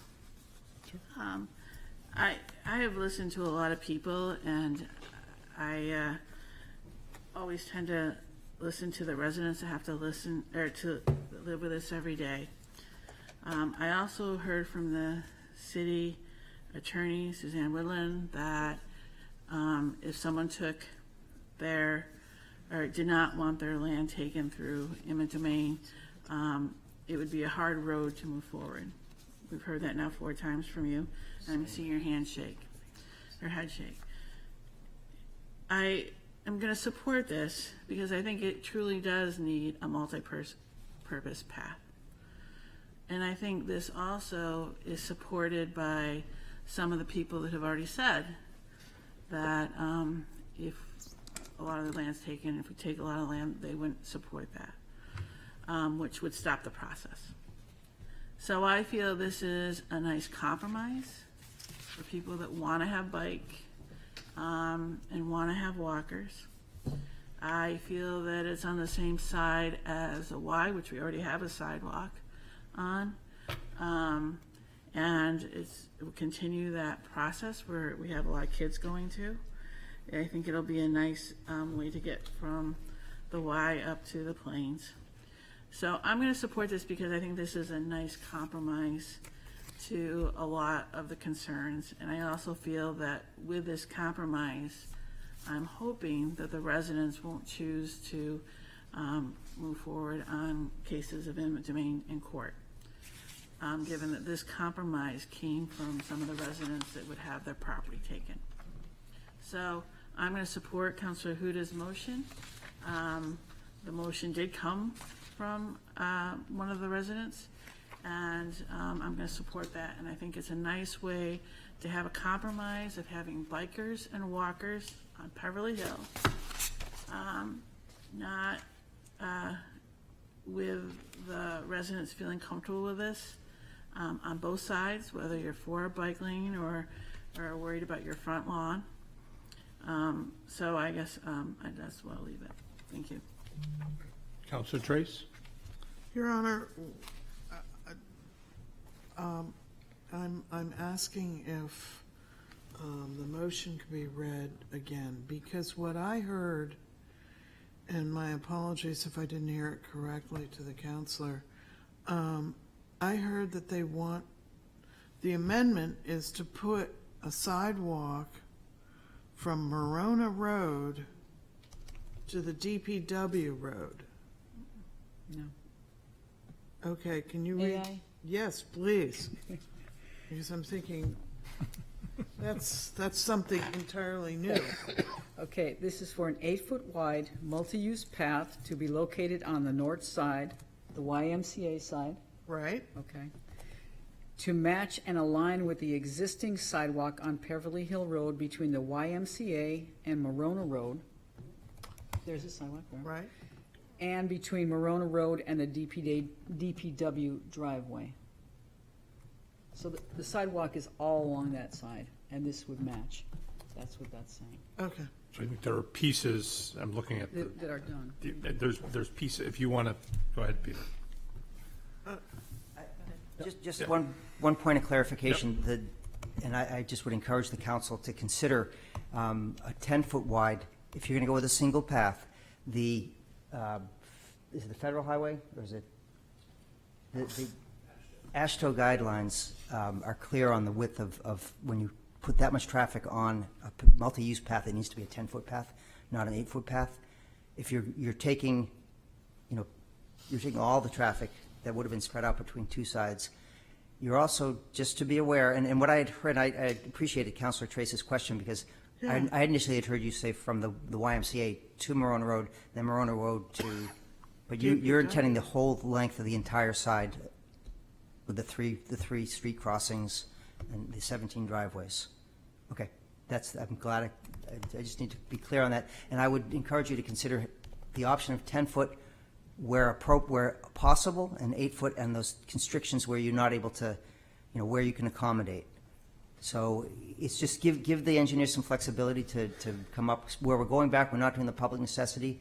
I would encourage you to give the engineers some flexibility as they're moving forward to come up with So an the option. second, if the maker of the motion will accept this, the second will agree to making it 8 foot in areas of property concern and 10 foot in areas of openness. Does that work?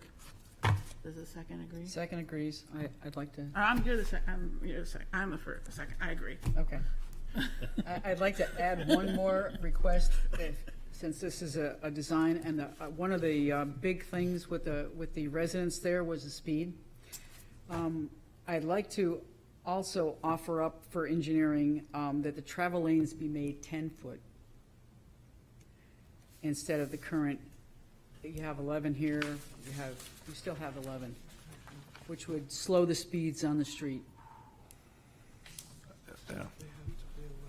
Again, I would ask that you let the design process go through, because I know the safety, the fire has expressed some concern about narrowing the road to that amount. But I understand what the goal is, and I think traffic calming is really one of the primary goals here. But I would say whatever, because if this passes, we'll be coming back for public process as well as additional input, and so we'll be able to refine it a little bit. But I would ask for as much flexibility to the engineers as possible if we're in keeping with the goal or the spirit of what you're asking. Councilor Trace. Again, thank you, Mr. Rice. So what the amendment is to take the original proposal, change it to one multi-purpose path on one side, all the way from 33, all the way to DPW. Correct. Is that correct? Correct. I believe so. Okay, thank you. Anyone else? Wow. Yeah. Council Lazenby and then Council McEachran. Thank you. So question for either Public Works or our consultant. So if this amendment passes, would this delay the project by a year or more? You would expect that to? Okay. Yep. Just one clarification, if we could say that all the way to Route 1, so because there is a section from DPW to the Five Guys area. Thank you. Yeah. Yes, I got it. Okay, so then, to speak to the amendment, then I can't support it. It's counter to the will of the neighborhood that we've heard from, specifically formally with the project for 5 years. We've gone through a lot of different meetings, a lot of people show up. In numerous iterations of the design and refining it and getting open input that people could watch or share, communicate in different ways. And they did not ask for one side of the street. They did not ask for moving car traffic 6 to 8 feet closer to people on this option compared to the other options. They didn't ask to delay the project another year. They're ready to get going on this project. They've given input. There's a lot of support. There's been give and take and compromises on what the project would look like from staff and our consultants. I think that to hold this up from here when we haven't heard that that's what people want is counter to our role, is counter to a good open public process that we've engaged in through numerous city councils. So I hope we can hold off on this idea and allow the rest of that project process that we've gone through to continue forward. Council McEachran. Thank you, Your Honor. I also do not support the single use or the single pathway. The current pathway from the south side of the street, or the current proposal, is 36 feet from the curb to the property line, or to the building, not the property line, to the building, to the front door, 36 feet. What Counselor, or what we've received in our packet would be reducing that to 29 feet if we had a 10-foot multi-path lane, and if we had an 8-foot path, which we've heard some vehement disagreement from our Public Works Director, as well as National Codes, that would only be moving it 5 feet closer. I don't think a single resident would be asking us to move the flow of traffic 5 feet closer than what we could be doing otherwise. Second reason I'm not supporting this is that the crossing back and forth, we have the opportunity to not put cars closer to people's houses and reduce crossing back and forth. I was driving back from the dump. I saw this kid on a bike just totally cut, and if I wasn't following the speed limit, I would have hit him. There are more driveways on the wrong, or on the north side with a north-only pathway, and one of those driveways is where I went to preschool. And I remember as a kid getting dropped off there. It was treacherous as my mom was pulling out, because I'd be watching her. I had my Stegosaurus in my hands, and I'd be watching her from the window, as I'm sure kids watch today. And I was always wondering, man, those cars are coming down really fast. If that's where we're also adding all of the walkers and all of the bikers, it doesn't seem like a great idea. And we've heard all of these reasons that I've just stated were actually in our presentation here today. And so I don't see that this is a good compromise. And if we go through the eminent domain process and we can't come to an agreement with what we think our best path forward as a city, then that's where we end up. And that's a part of the process. But I don't think that we can go for a worse project that's going to put cars closer to the side that we're trying to save from impediments as a pathway forward here. It just doesn't really make sense to me. I think we've compromised by listening to feedback, and potentially there's compromise to come with fire and safety being a part of those discussions of reducing the travel lanes even further. But I'd like to go forward and start finding those things out and have the public use necessity hearing held as quickly as we can. Thank you. Anyone else have any other comments? Councilor Whalen, and then Assistant Mayor. Yeah, thanks, Mr. Mayor. I'm not going to support the amendment. I think the staff recommendation here, if you look at reasons, north side only path not preferred, you've got 17 parcels and 3 streets on the north side, which is a problem.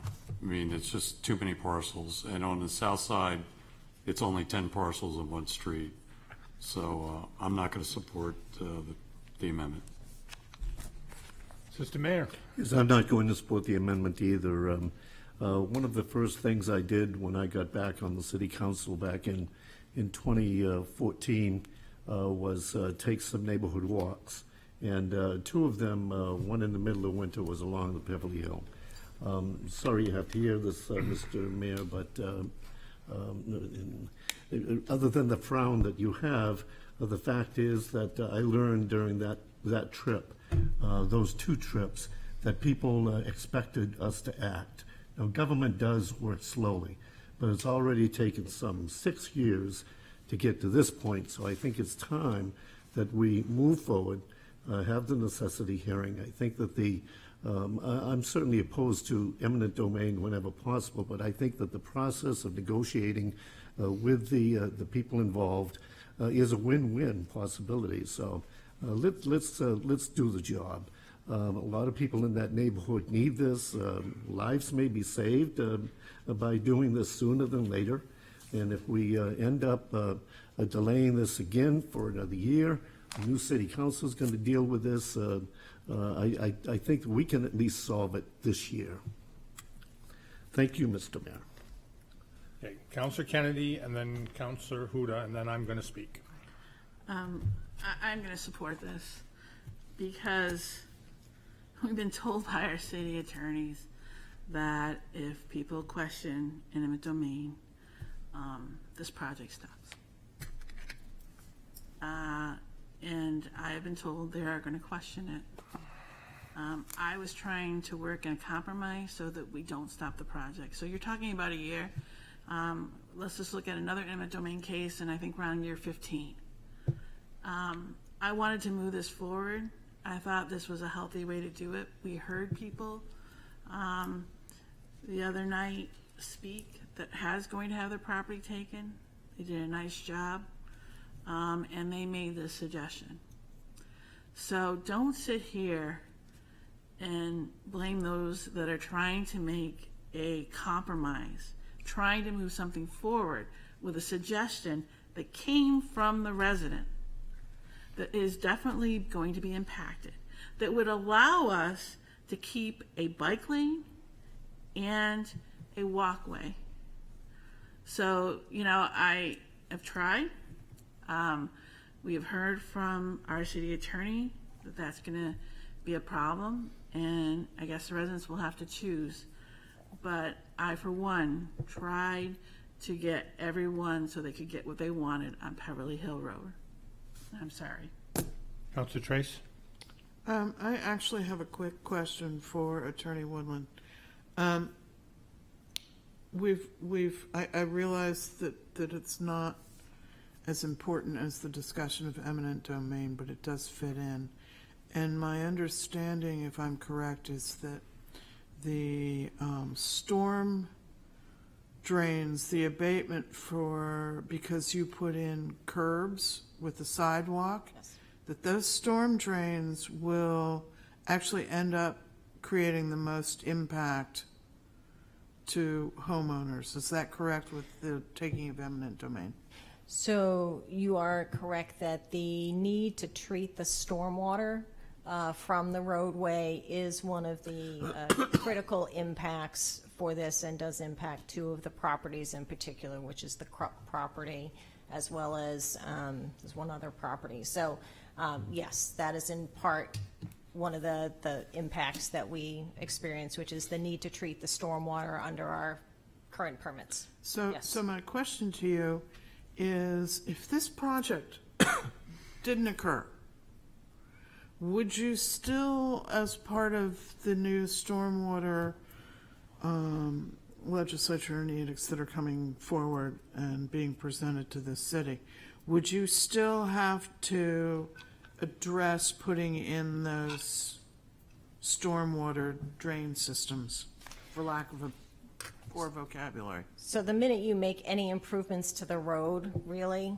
if you do anything other really than like a no-build option where you're not adding a single improvement, then once you add an improvement, you're triggering those requirements to basically update and better treat the stormwater. So if you only put a single-use, multi-use path on one side of the road, even if that were on the opposite side of where you want to put those storm drains in, you would still have to take that land to Yes. put those storm drains in.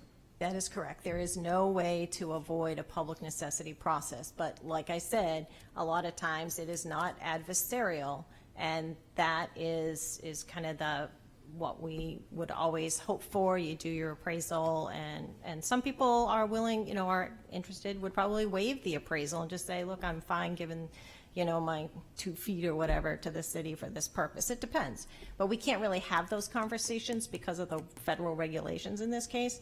But that's why you do this process. And just to clarify, the eminent domain process is to keep projects going. So if there's anything that I've said in the past which would suggest that it stops, actually to the contrary, the whole point of this is that one property owner can't stop a project throughout its entire length. And that's in part why the federal government requires it when you take all this money, because if you're going to take all this money, you can't 3/4 of the way build it and let one property owner, because they want much more than they might be entitled to, more than their other neighbors, you don't want them to be, the ones holding the project hostage. You want to just finish the project. So,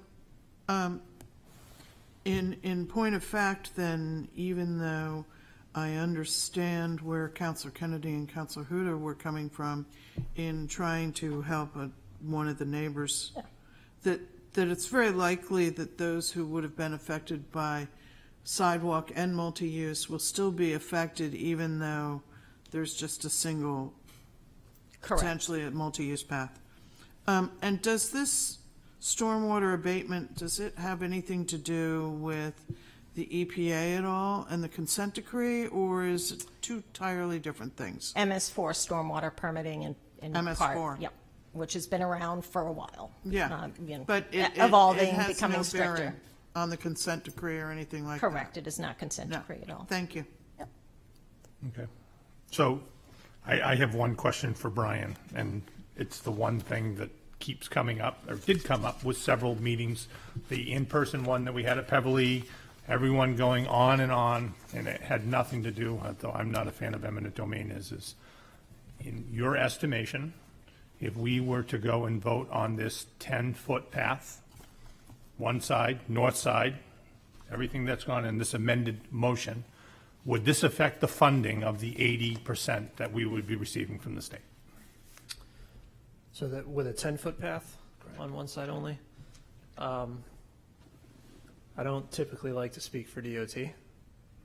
What I will say is we developed a purpose and needs statement as part of this project very early on based on public feedback. And the purpose of the project is to provide safe passage for vehicles, pedestrians, and bicyclists. So the position it puts you in if you go with a sidewalk on the north side only is you're saying it has more conflict points on the north side than it does on the south side. And so you're saying that's okay to save right-of-way impacts. So that would need to be presented to the public, I think, again. And if they support it, then yes, I don't see how that would jeopardize the funding, because in the end, it would, I think, ultimately meet the purpose and need of the project. Okay, thank you. So I just want to remind everybody before we go through this vote, that was the number one issue when it came to this whole discussion. And it wasn't back in 2019, which I was there at the DPW with Peter Rice and with Brian and the other committee. There were a lot of choices that the residents were given. It wasn't a done deal. And then you fast forward a year and change, we had another meeting, that went away. This seems to happen a lot. Went away of all that input. And then as we went to the last input session that was here publicly that we were not allowed to be a part of for whatever the reason may be, the number one issue with every one of them, except for tonight when it came to financial.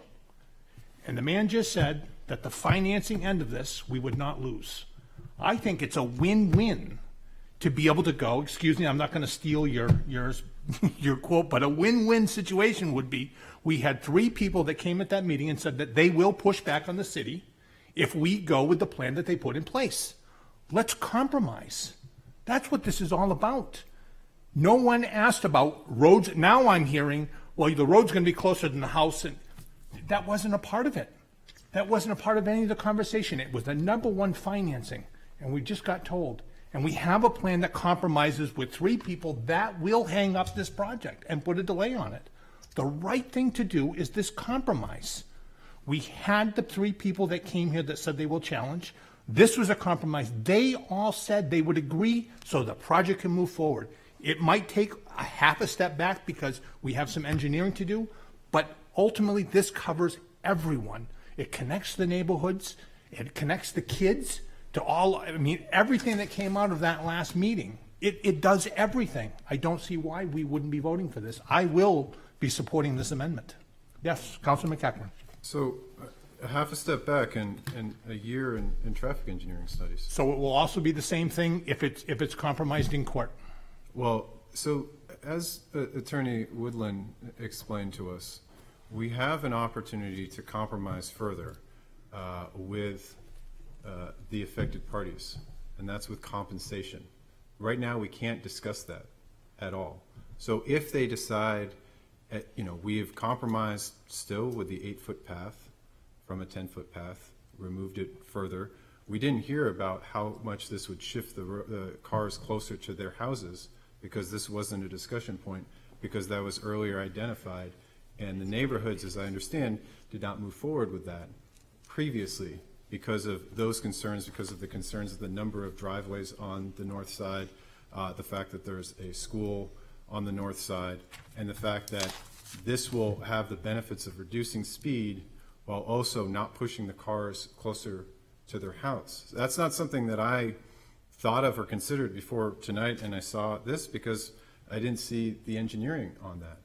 And so I'm hopeful that we will go into this process and we will figure out a compromise to be able to compensate the people that are affected.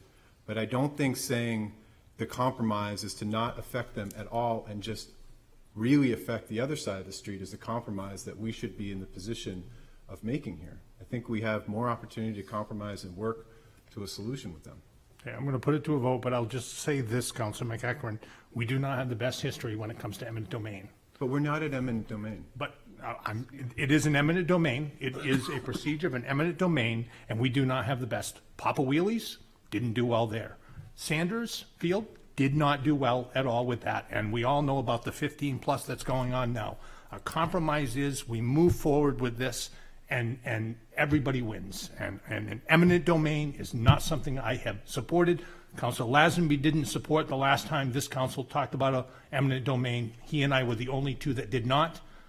Moving forward with this, I will not do an eminent domain under any circumstances. I would rather go and compromise people so that everyone can move forward. So with that being said, I'm going to basically do a roll call vote on the amended, and if anybody needs it read back, they can have it read back. If everyone understands it, I'm seeing everyone, no one saying anything, so we'll do a roll call vote on the amended motion, please. Assistant Mayor Splain. No. Council McEachran. No. Council Whalen. No. Council Lazenby. No. Council Kennedy. Yes. Council Huda. Yes. Council Tabor. No. Council Trace. No. Mayor Beckstead. Yes. Motion fails. 3 in favor and 6 opposed. So the original motion, Council Lazenby, everyone understand the motion? All right. Again, I want to do a roll call vote on this, please. Assistant Mayor Splain. Yes. Council McEachran. Yes. Council Whalen. Yes. Council Lazenby. Yes. Council Kennedy. No. Council Huda. No. Council Tabor. Yes. Council Trace. Yes. Mayor Beckstead. No. Motion passes 6 to 3. 6 to 3, sorry. We're going to take a 6-minute. Yeah, I just feel bad that we have the Toolies here. They're here for action item number 6. I don't know if we could pick that up quickly before you call that. I know that Action item 6 under what? city manager action item 6. The only So people moved. left. Second. To suspend. All right. All those in favor? Aye. Aye. Opposed? All right. By way of introduction, the City Council back in 2010 had granted Mr. and Mrs. Tooley, located at 166 Newcastle Avenue, the right to improve certain city property at the intersection of Newcastle Avenue and Marcy Street in front of their home as an extension of their front yard. We have Attorney Watson here with the Tooleys, requesting that on behalf of the Tooleys, the earlier license from 2010 be amended to allow for a further expansion of the license to allow a stone wall, a brick drive, and other improvements as described in the attached amendment to the license in your packet, and to approve an easement that would allow a small deck encroachment as shown on the attached easement plan as the deck easement detail to remain in place. That proposed easement is also in your packet and received HDC administrative approval last week. So moved. Second. Any discussion? All those in favor? Aye. Aye. Opposed? Abstentions? All right. Thank you very much. Thank you. All right, we're going to take a 6-minute recess.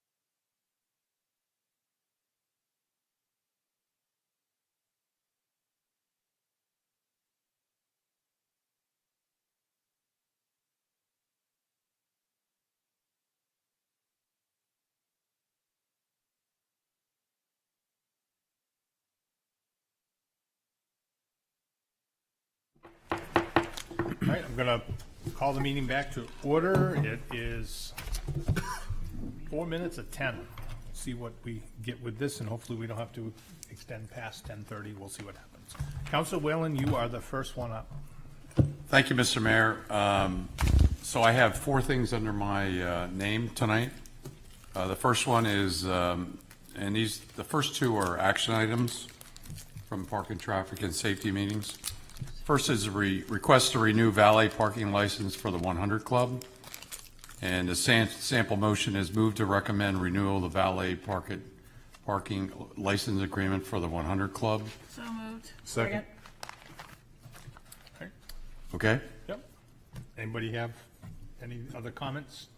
All right, seeing none. All those in favor? Aye. Opposed? Abstentions? All right. Second one is a report back on Aldridge Road traffic calming recommendations. And before I make the motion, we did have a public information meeting on that.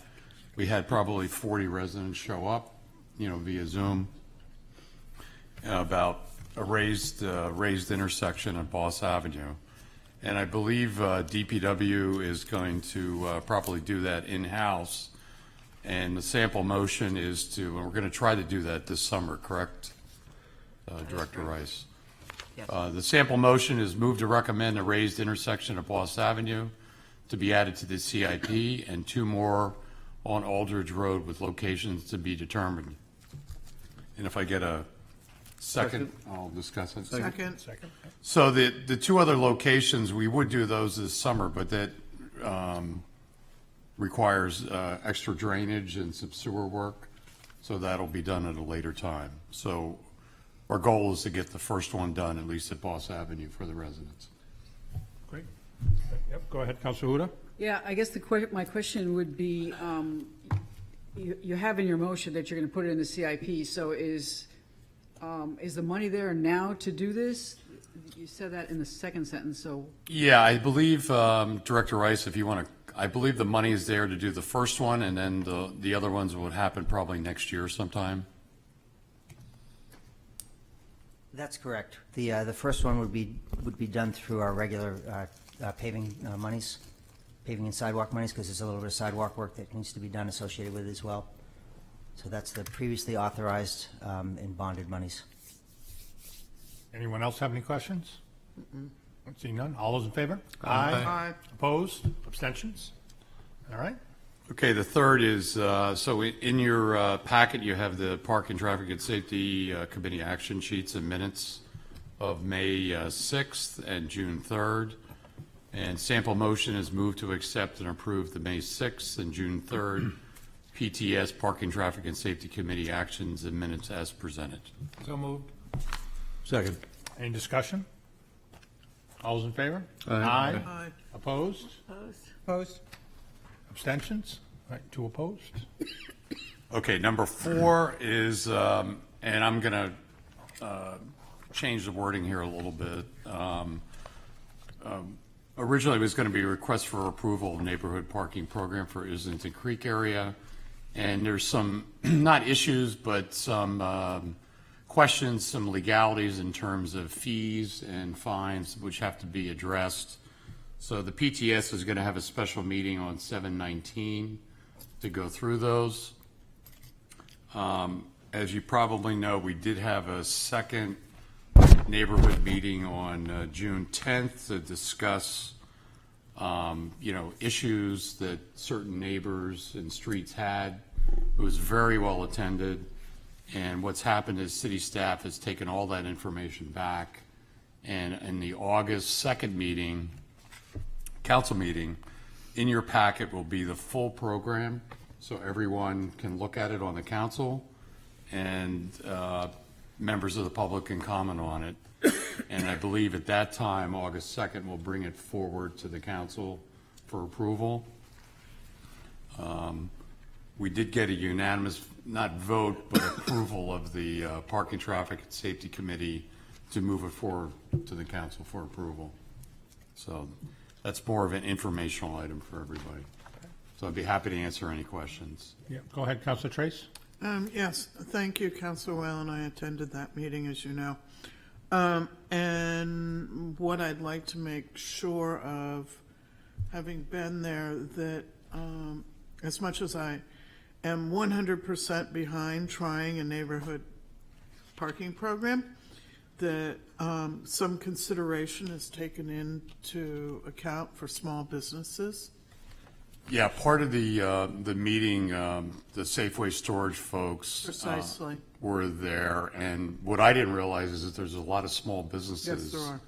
up on that second floor. So this new program will take in consideration that. Thank you. And I think the other thing that the public and the council should recognize is that this is a trial program. It's a 6-month trial program, and between the city manager and Ben Fletcher, they have the ability to tweak it and change it as issues come up, and we can address them. So it's a 6-month trial program. We're going to be gathering all that data and giving a full report back to the council afterwards and make a decision if it's something we want to continue or not continue, as a city.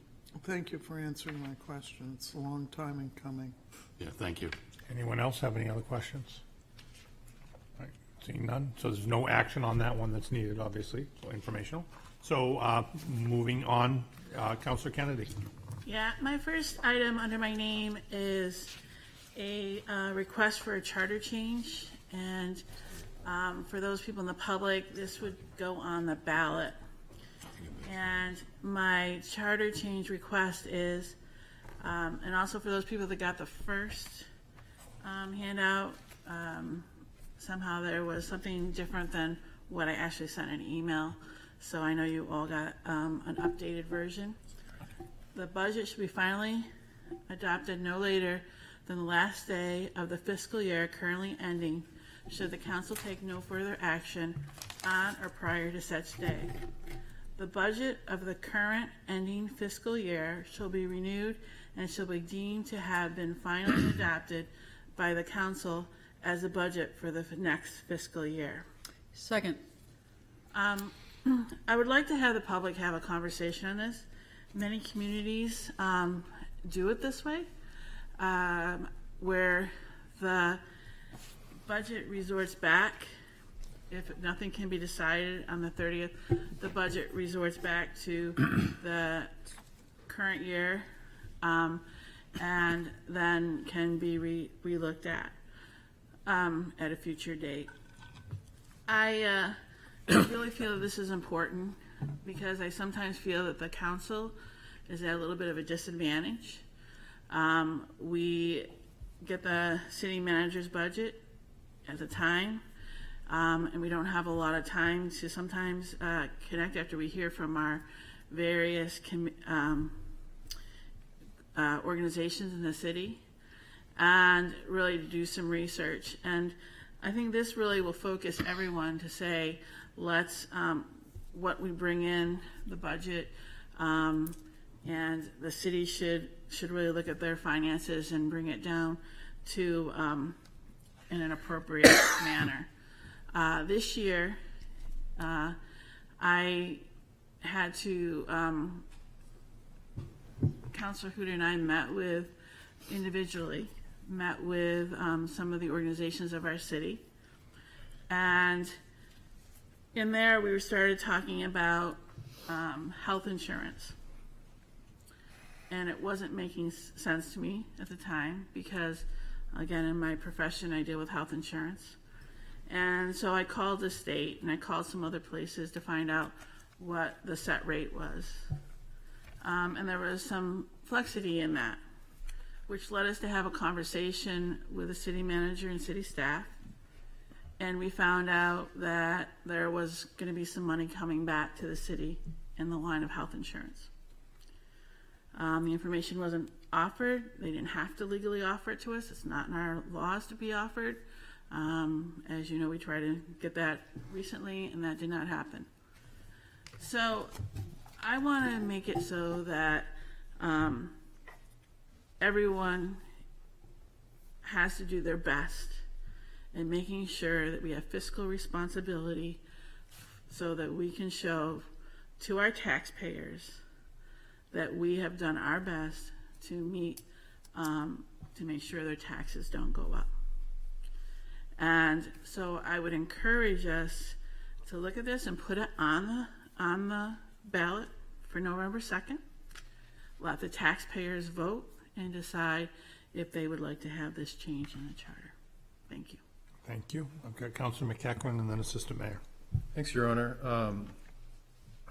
Just a couple of questions first.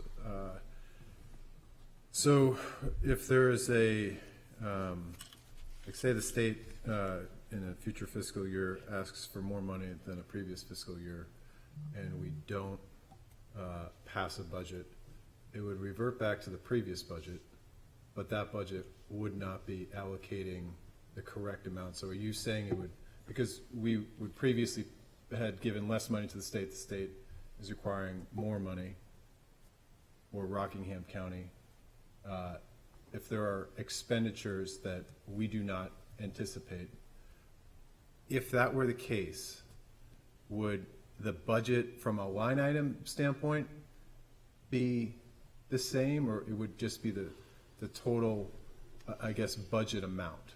Total budget amount. So if the state asks for more money, or Rockingham County asks for more money, and we didn't agree to a budget,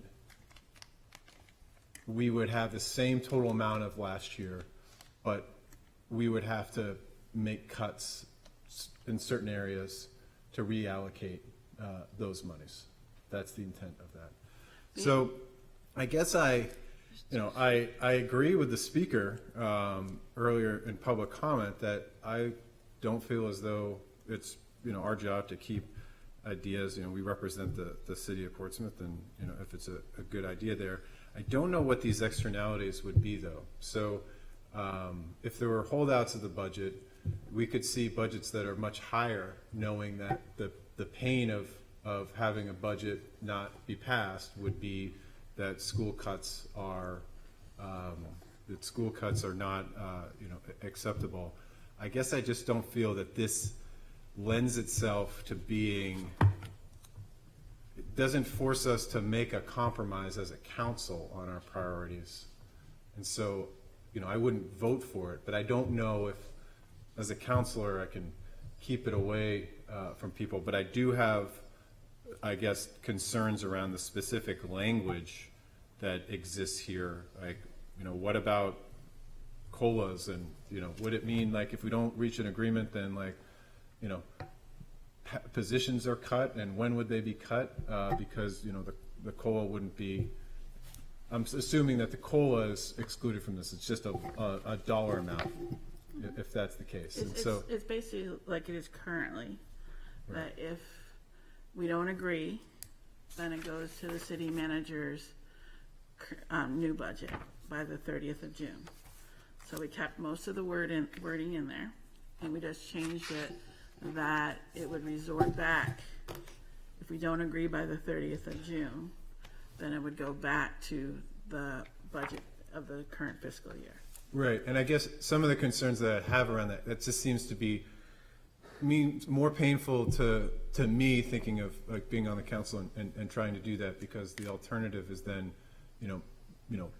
layoffs because we won't, because of COLAs and increases in salaries that are contractual obligations. That seems like it just seems like a really difficult position to put the council looking to make compromise there. But again, if you feel that way, then it would force you to pass that budget, or move forward to a budget that you're comfortable with on the 30th and get the job done, if that's the way you feel. However, what it does is it also asks the city manager, whoever that city manager is down the line, because it is a charter amendment, they don't arbitrarily go higher thinking, all right, the council's in flux, so they won't pass it. So it kind of takes care of that concern, that it makes everyone try to work at a clean budget that's appropriate for the taxpayers. Okay, just one more follow-up then, and I'll wrap it up. From a legal perspective, Attorney Sullivan, from a a city manager, city council form of government, do we have the ability to effectively set the budget amount without input from the city manager? Because this is seemingly what that would be doing. No, no, you do not. The budget starts with the city manager. Okay. So this would usurp that power through the charter? No. No, I actually don't think that it would, because the budget process here would start with the city manager. But if we didn't, but if we didn't act on the budget, that meant that we were basically adopting the budget of the previous year that the city manager didn't agree to. Well, except that the council wouldn't vote to adopt the previous budget. The way this has been suggested, it would be automatic. Okay, so then in that scenario, the city manager would have no input on the budget in that scenario, and neither would the council. I guess by not voting on a That's correct. budget, Both of those, I think, so are correct. is it taking away a power from the city manager to remove her ability to offer a budget that we would vote on? No, she would still offer a budget that you would theoretically vote on. It's if you are unable to reach agreement on that budget, that this charter provision would come into operation. Okay, it's just a minute, but go ahead, city manager. I would like to mention that it would change the role. I don't like the word power, but I like the word role of the city manager in the current form of government. It's almost as if this is a solution in search of a problem. I don't think that there's a problem. I think it feels like an attempt to really change the government, which has served the city well. It feels unrealistic to make this kind of recommendation. This would violate contracts, collective bargaining agreements, things we do with outside consultants. It presents a host of problems, which I don't understand why this is even coming up. And I would just like to say that we did provide that health insurance refund information to the council, so I just want to be clear on the right information here. Assistant Mayor?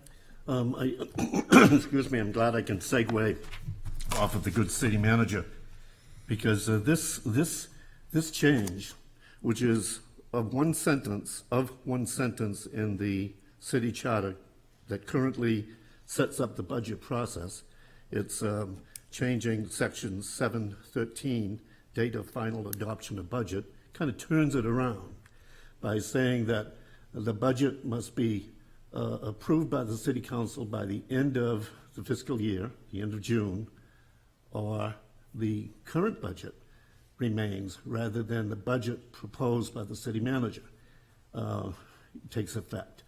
And what we currently have now has worked very well through the years of getting the city councilors to spend a lot of time, many hours, work sessions, to come up with the compromises necessary to pass a budget. This would be a dramatic change in that process, and it takes away years of success in what we have. I'm not going to give a lecture, but an education lesson, perhaps, that I was chair of the 1988-99 City Charter Commission, which for the first time in 100 years rewrote the city charter. We spent considerable time in the 1 year of public hearings and meetings on this with the good city attorney in talking about city manager form of government. And this is a vital part, an important and integral part of the city manager form of government. Imagine, if you will, that if we did not have this provision that the city manager's budget takes effect at the end of the fiscal year, but, and I'm not talking about the current city council, but let's say a city council 5 years from now had the majority who wanted to stagnate the city, not increase budgets at all, not increase taxes at all they could do is just avoid talking about the budget for 2 or 3 months that the city manager presents it, vote against the city budget proposed by the city manager, and they win. Just 5 of them, the majority. So is stagnation by the majority of the city council. I'm sure that this city council wouldn't do it, but who knows what's going to happen in 5 years. And I think the speaker who said tonight and made a very good point that what if additional cost factors, bonding, lawsuits have to be paid, where we can find that money? Well, it's going to come out of the budget, and then there goes the schools, there goes the police department, there goes the fire department, because you have to find the money from other sources.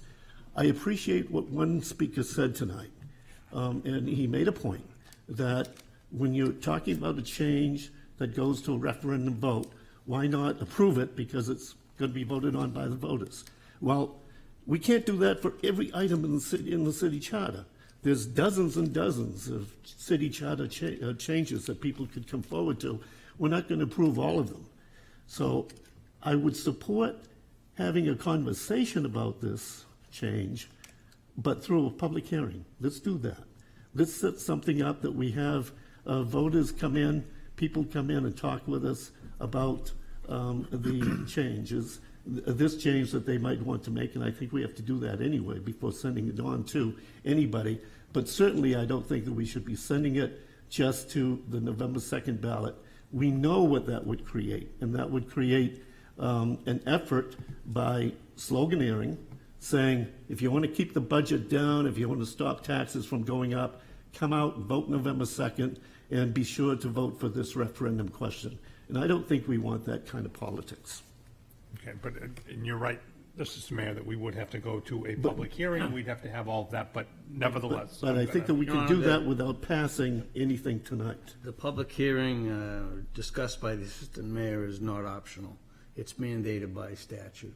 But I don't think that we should move the referendum now. We should have the conversation. That's what Right, I'm you saying. cannot move the referendum now. Right. You have to have a public hearing preceded by notice published in the newspaper with the exact wording of the charter amendment and also with a brief explanation of the charter amendment. All this has to be done and published prior to the public hearing, and the public hearing has to happen before the council can vote to place the question. Correct, and we had 3 or 4 people that came in that spoke in favor of this, so by us not at least giving it that chance would be like not having first reading. It wouldn't be moving it forward, as some of us like to call it, kind of a thing, and I think it shouldn't necessarily be up to the council, it should be up to the public. One question before I turn it over to Councilor Whalen. This the last time that this section of our charter was modified, what was the date? What year was this? It should be in there. I believe it would have been the charter commission that the assistant mayor mentioned. Going back 20 years? 37. A little more than that. 35. Can we find out about that? Because I've actually been told that it was something like 2002 or 2004. It wasn't something that was a normal practice. It was modified at one time. We So- can get an exact date. Please, because I think that will clarify a couple of things. So, Councilor Whalen. And I'd like to hear those other cities or towns that do Absolutely. something different. And the New Hampshire Municipal Association might want to weigh in on this.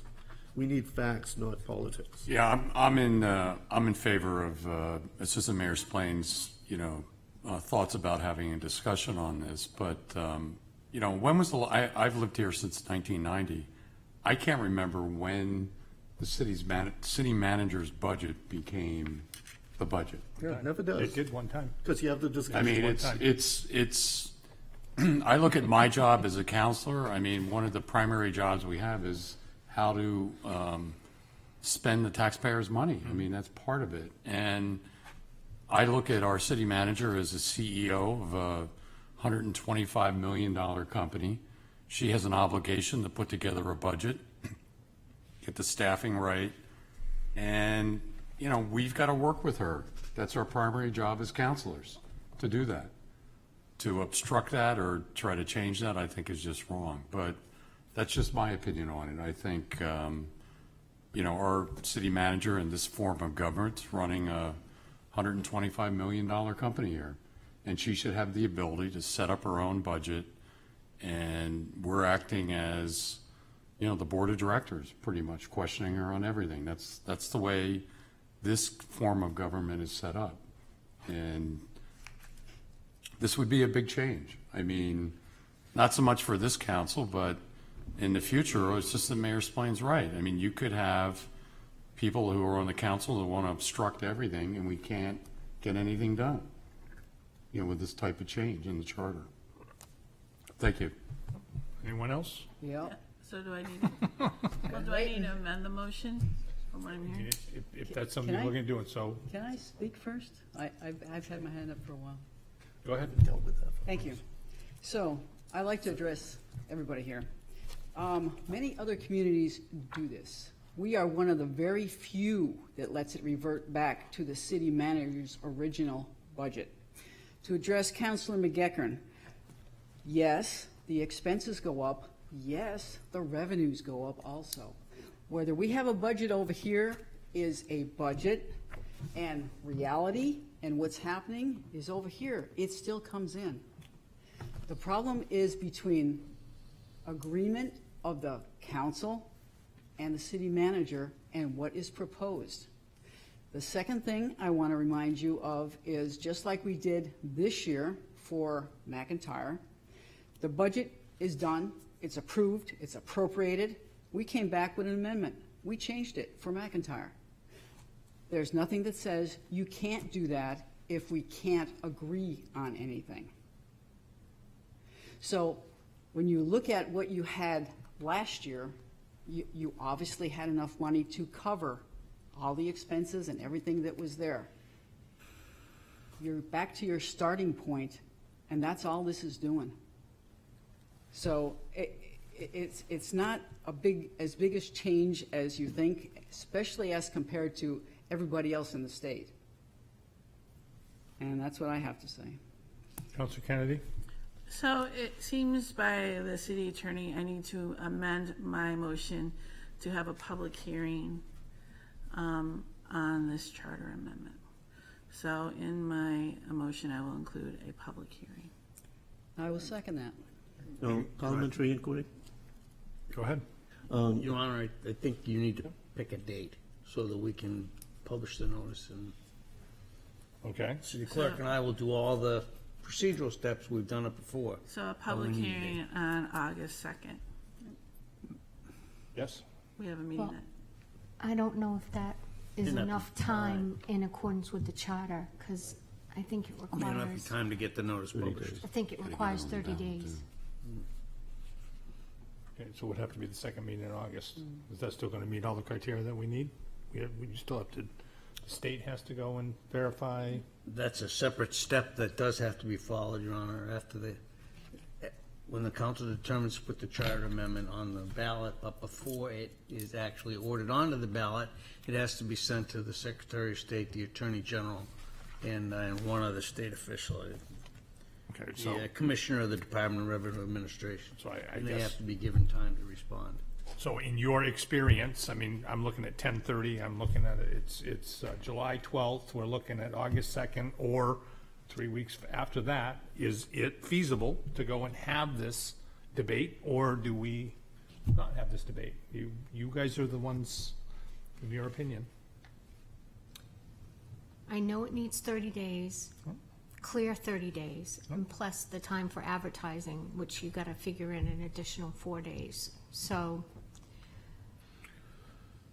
it depends on how long it takes the Secretary of State and the Attorney General to report back to us in the DRA. Okay. I could make a, Don't promise anything you can't do. yeah, I don't I'm not wanna going to put promise you there. anything I can't do. I think we need to get confirmation from the Secretary of State before we set a date. We're going to run out of time. Yeah. Okay. So, I mean, in your experience, would it be feasible, again, basically, if we move this forward, took this vote, to at least set up, as what everyone is talking about, a public debate for the August 2nd? If it was something that you said it can't be done after that, then obviously we wouldn't go any further. But I mean, I'd like to give it a shot, if possible, at least in my mind, with bringing this forward so that people can at least weigh in on it. We can write the amendment, we can write the brief explanation. We cannot You can't guarantee. speed up the time I necessary. get that, but I mean, so, is it, moving it forward, is it possible? I'm not sure if August 2nd is possible. Okay. So the second meeting in August. In August. So if it was there, would there still be time, in your opinion, to be able to move this forward? So that if it was something overwhelming, that the council did take a position on and said, yep, we're going to let it go on the ballot. Yep. There's also the very practical limitation, comes up every time, that the ballot needs to be prepared.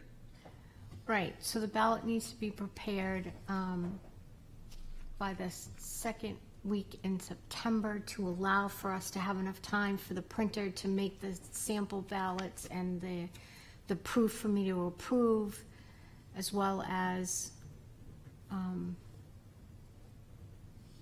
making sure we have absentees in time to send out to people, so. That would be in trying to think, I wrote down something in here, hold on one second, because I was trying So to be. I talked to the city attorney about this, and I was told to have it to him in July, so that's why I'm here, and that we would have time, so I just want to put that on the table. That's fine. So, This isn't important enough for a special meeting? Time it backwards and set up a special meeting? I thought I had a note in here. When is the August 2nd and the 16th, September 7th, and the 21st, and the 20th, rather, October 4th. So the earliest I would have to have the ballot to them would be after the 13th of September. So that would give me enough time to get out. What we really need is the latest date that you could have the ballot. The latest date I could do the ballot would be the second meeting in September, which would be September 20th. Okay. So we moved this forward as amended, so there was an amendment that was there, and by the second, if this was to go and pass. it's not amended, the maker of the motion was willing to change it to. Change it to. Include the second meeting in August. Yes. It seems like. Okay. So the maker of the motions, and can I'd just like to make one comment.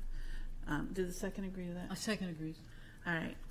You know, in response to some people saying that councils can come on and make, raise havoc, that can happen anyway. You're still voting on the budget. So if you get a council in the future that is quite conservative and has some opinions, then they can still form a pack of five and vote the budget down or vote the budget at a lesser amount. So there's still that control. What this takes away is it really just gives clarity. It also allows for the city staff and the city manager to realize that they have to be conservative and really look at everything and get it to a point that is not going to be excessive to the taxpayer. So I just want to say that no matter what, if the right council wants, and the council is voted in by the taxpayer, and they're more conservative and want to chop a budget, they can do that whether we do this or not. So throw that out there. Mr. Mayor? Again, I wouldn't have minded the conversation, but I don't want to move this ahead and have a vote on doing it and having it posted, and then we've moved it to a point that we're going to vote on this. So the conversation is really tonight. And I can't imagine that we want to significantly change the city manager form of government in the city by doing this and negate, reduce greatly the role of our city manager in the process of budgeting. I mean, we have had the budget process itemized in the city charter for like decades, even before the City Charter Commission of 88, 89. And it has worked very well. And city councils have come together and negotiated, done their work, instead of played the kind of politics that I think this would encourage. So I hope that we don't take this chance of really negatively impacting the future of the city of Portsmouth or the creativity of our staff and city manager in the future. I got Councilor Lazenby, and I've got Councilor Degan, and then I'll be looking for a motion to go past 10:30. Councilor Degan. Thank you. So, yeah, a couple questions on the theme of a solution in search for a problem. I'm not sure if it's happened once in a number of decades, and I don't exactly know when that was. It doesn't seem like it's a big problem.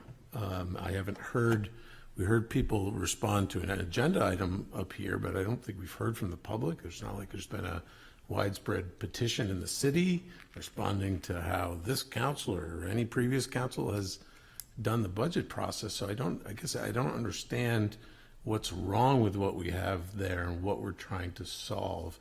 And then in terms of, if there's a significant problem with the city, the proposed budget from city manager, a majority of the city council can make changes to that budget and pass it, without reverting to a very severe, result that doesn't seem justified by the history of the city. I think what we have now requires us to cooperate and compromise, and I think the proof is that it served us well, and we haven't heard from people that it hasn't. Councilor McEachran. Yeah, I think Councilor Kennedy is right. A majority of folks that want to reduce the budget could be elected in the current way that we serve the people today under the current charter. But they would have to agree in order to do so.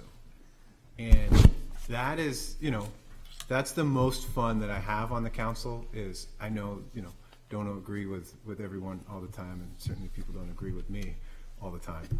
But we have to come to some agreement. And I think that everybody, or at least everybody that has spoken on the budget process this year, has said that they were impressed by it. A lot of people were happy with that budget process. I think it's because of the debate that we went through, rigorous debate over the last 2 years on that.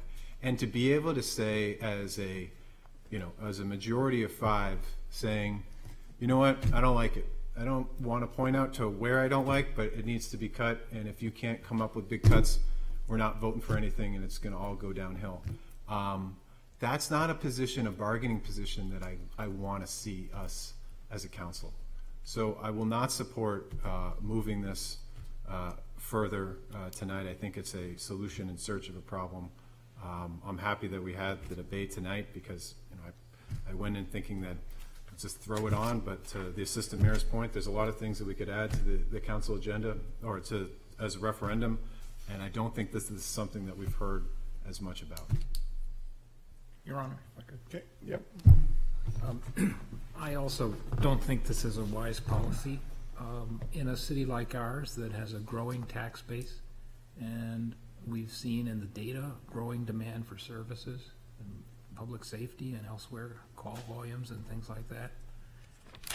I think we've managed as a council, as have the councils before us, to take the responsibility of agreeing on a budget very seriously and doing that. I think the best way for our city to do it and for us to do it is to agree early in the process with the city manager on the targets. And we've done that twice. And we've done that with good outcomes. I asked myself why the charter was set up this way. And I think it's because the councils come and go every 2 years. But the manager understands the long-term spending and the capital programs. And if we carefully manage the spending, fund good policy initiatives, but keep the residential tax increases down using our growth in the tax base, keep it around inflation or below, I think that's the smart way to go. It's interesting to note that the last council didn't heed the city manager's advice. The city manager at that time told them not to add a lot of positions, and they did.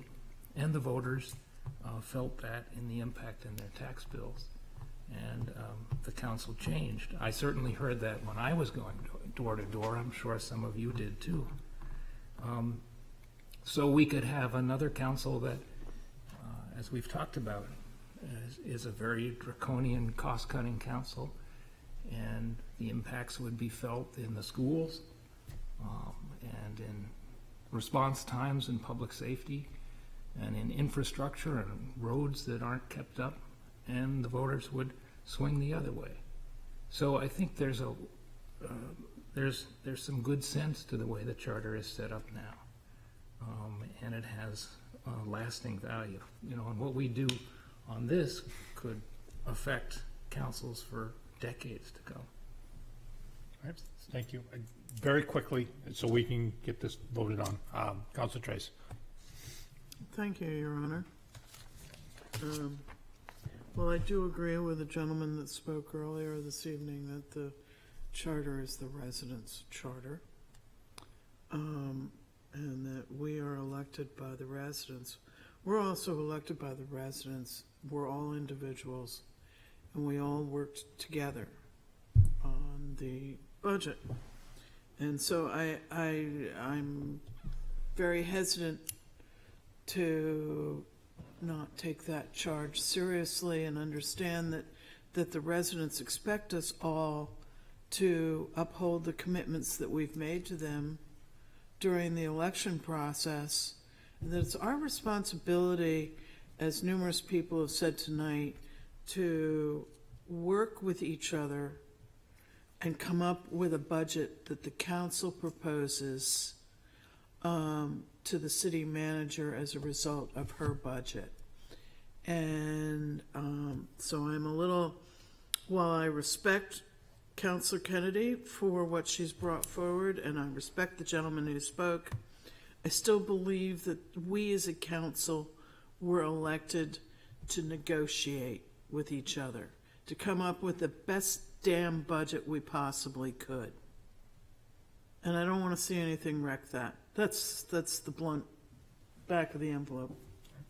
Thank you. Anyone else? Roll call.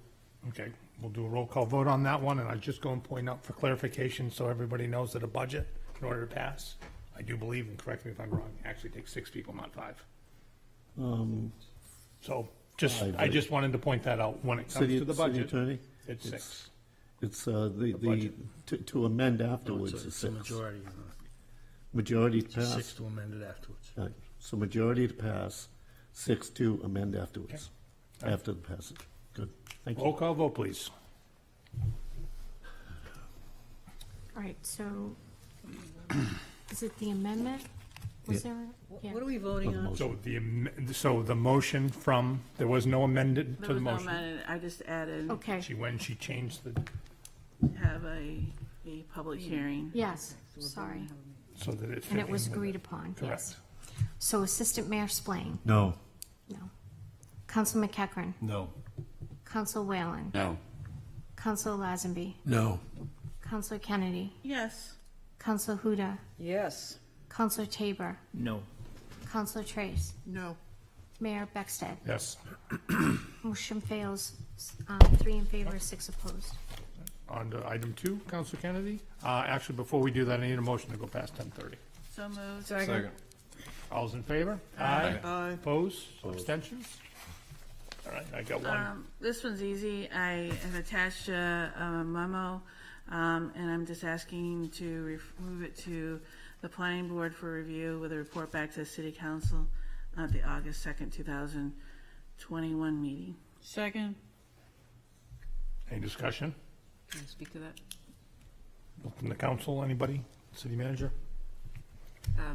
I know that it's the intention of the planning board chair to bring this forward for a conversation. I do also know that the meeting this Thursday for the July planning board has a very full agenda, so it could be that it is mentioned in informational, for informational purposes to be discussed more fully at the August planning board meeting. So what we could do, if that is the case, for the purpose of the August 2nd council meeting, to provide any update that has taken place But I want to set the expectation, the planning board may not be able to fully vet this conversation until the August meeting. Okay. Go ahead, Councilor Kennedy. Yeah, I'm fine with that. And in the memo, I'm sure you've all read it, basically is looking at the current zoning laws and how they are playing out with the board. So I am fine with a report back. If we need to change the date, I guess I'm asking the city manager to the second meeting in August. Would that be more I inclusive? think that's more, yeah, that would give the planning board time to I discuss. do not have the date of that. So. The second meeting is August 23rd. Oh. But the planning board would be the August. So 19th. So I move to refer the attached memo to the planning board for review with a report back to the city council on August 23rd, 2021 meeting. Or the second meeting of August, because I think it's the 16th. Okay. So wait a minute, the I'm dates sorry. are messed up then? I'm sorry. Is it the 16th or the 23rd? I think it's the 16th, because it's Yeah. it's the first and third Monday of each month. I know, but I thought we did it differently this August to be the 23rd. Oh. Council I'm meeting's the sorry. 23rd. Yeah, and just to I clarify, if the apologize. planning board does bring it up at their August meeting, it would not make the regular packet. It could be a late add to the packet. Okay. And it might have to be verbal, depending on how late this happens, but we will provide as much of an update as we can. Thank you. All right. Go ahead. Just a fast question with it. So the memo is written to the planning board. Was it sent to the planning board and they didn't act on it? It was sent to the planning board, and at the June meeting, it was discussed that it would be taken up at an appropriate time, and when the planning board would consider other such technical corrections to the ordinance. Okay. And this So is it's to moving it up. accelerate that? Yes. Okay. All right, anybody else? All right, seeing none, all's in favor? Aye. Aye. Opposed, abstentions? All right, moving along. Councilor Huda.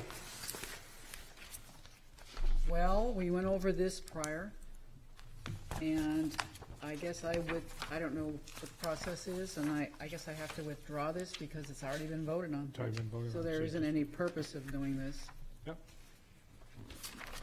All right. I'd only like to say that, as counselor who was at that June 28th meeting, and I listened to the residents, I do not believe that their requests were heard. And that's why I requested this. All right, thank you.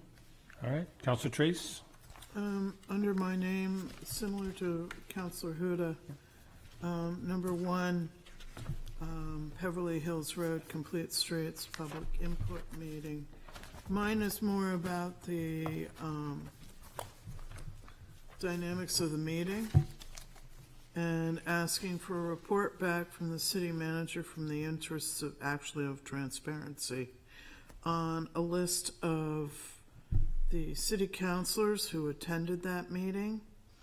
I realized that it was perhaps, as we say, a chance meeting. It was just a series of events that probably occurred, but for me, as much as I love that back seat over there, and know it dearly for many years, it's disconcerting to walk in and find water bottles up in front of all of our seats as if we're being expected to be there for the meeting.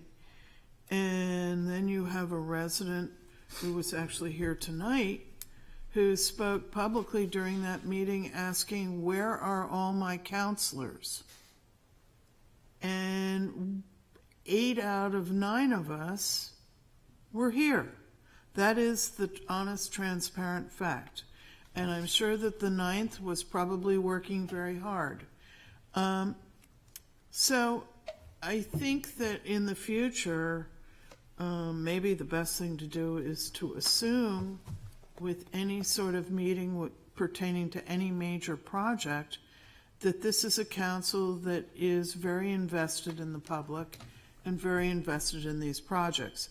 And that the city staff should, I know it's not easy, but that you should simply assume that there will be a quorum of us attending the meeting.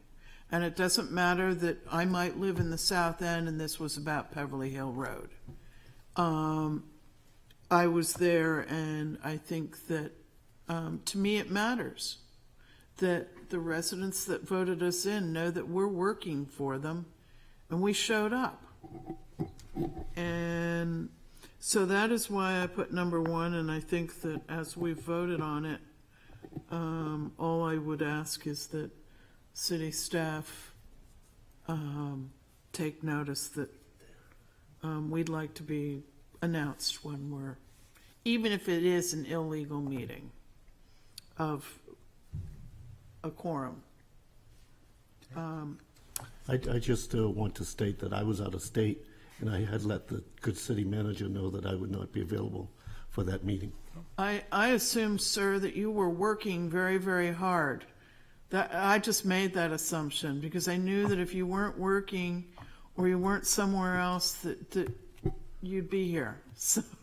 And my involvement and participation in that issue of Beverly Hill Road goes back many years. I know. Probably more than most of the other city councilors. Exactly. So I have no apologies to make. I listened very No. carefully. I wasn't assuming that you I'm needed to sure. make any apologies. Sure, but do know that I was out of state. It would have been quite a The bottom line journey to is get no one here. knew who was here, so. Huh? So now you know. Counselor Splain, yeah, but I'm saying that no one was announced. Okay. And there were residents who did ask who was here. Oh, you've got it. So I was here. I just. You've got it from me now. All right. So there's no motion. No, there's nothing. Okay. And City manager would like to make a brief comment on this Yeah. topic. I would just like to say that we will ensure that a notice of a quorum is provided for all meetings going forward. thank you. Number 2 under my name. Can I address? Sure. Can I say something on this too? The other thing that I attended this, the other thing that I noticed is there were no printed copies of the presentation available to the public. And as a taxpayer, I was sitting as close enough as I can to the screen, and I could not see the screen. So I would ask that the presentation be available to the viewing audience per the screen and a copy in a timely manner. And I would also ask that verification of notification of the meeting be done. We heard from various residents that the notification for this meeting came out 3 hours after the meeting. So I guess I would just ask if we could, in the future, provide all of this in a timely manner for the workshops that are going to be scheduled in the future. Through you, Mayor, we will do that. All right. Great. Thank you. Go ahead. Number 2, actually, having been in conversation with the city manager about my request, number 2 is I've requested the creation, if possible, of a public Facebook page that is a city staff governmental Facebook page to be used for the dissemination of information on major projects going on in the city.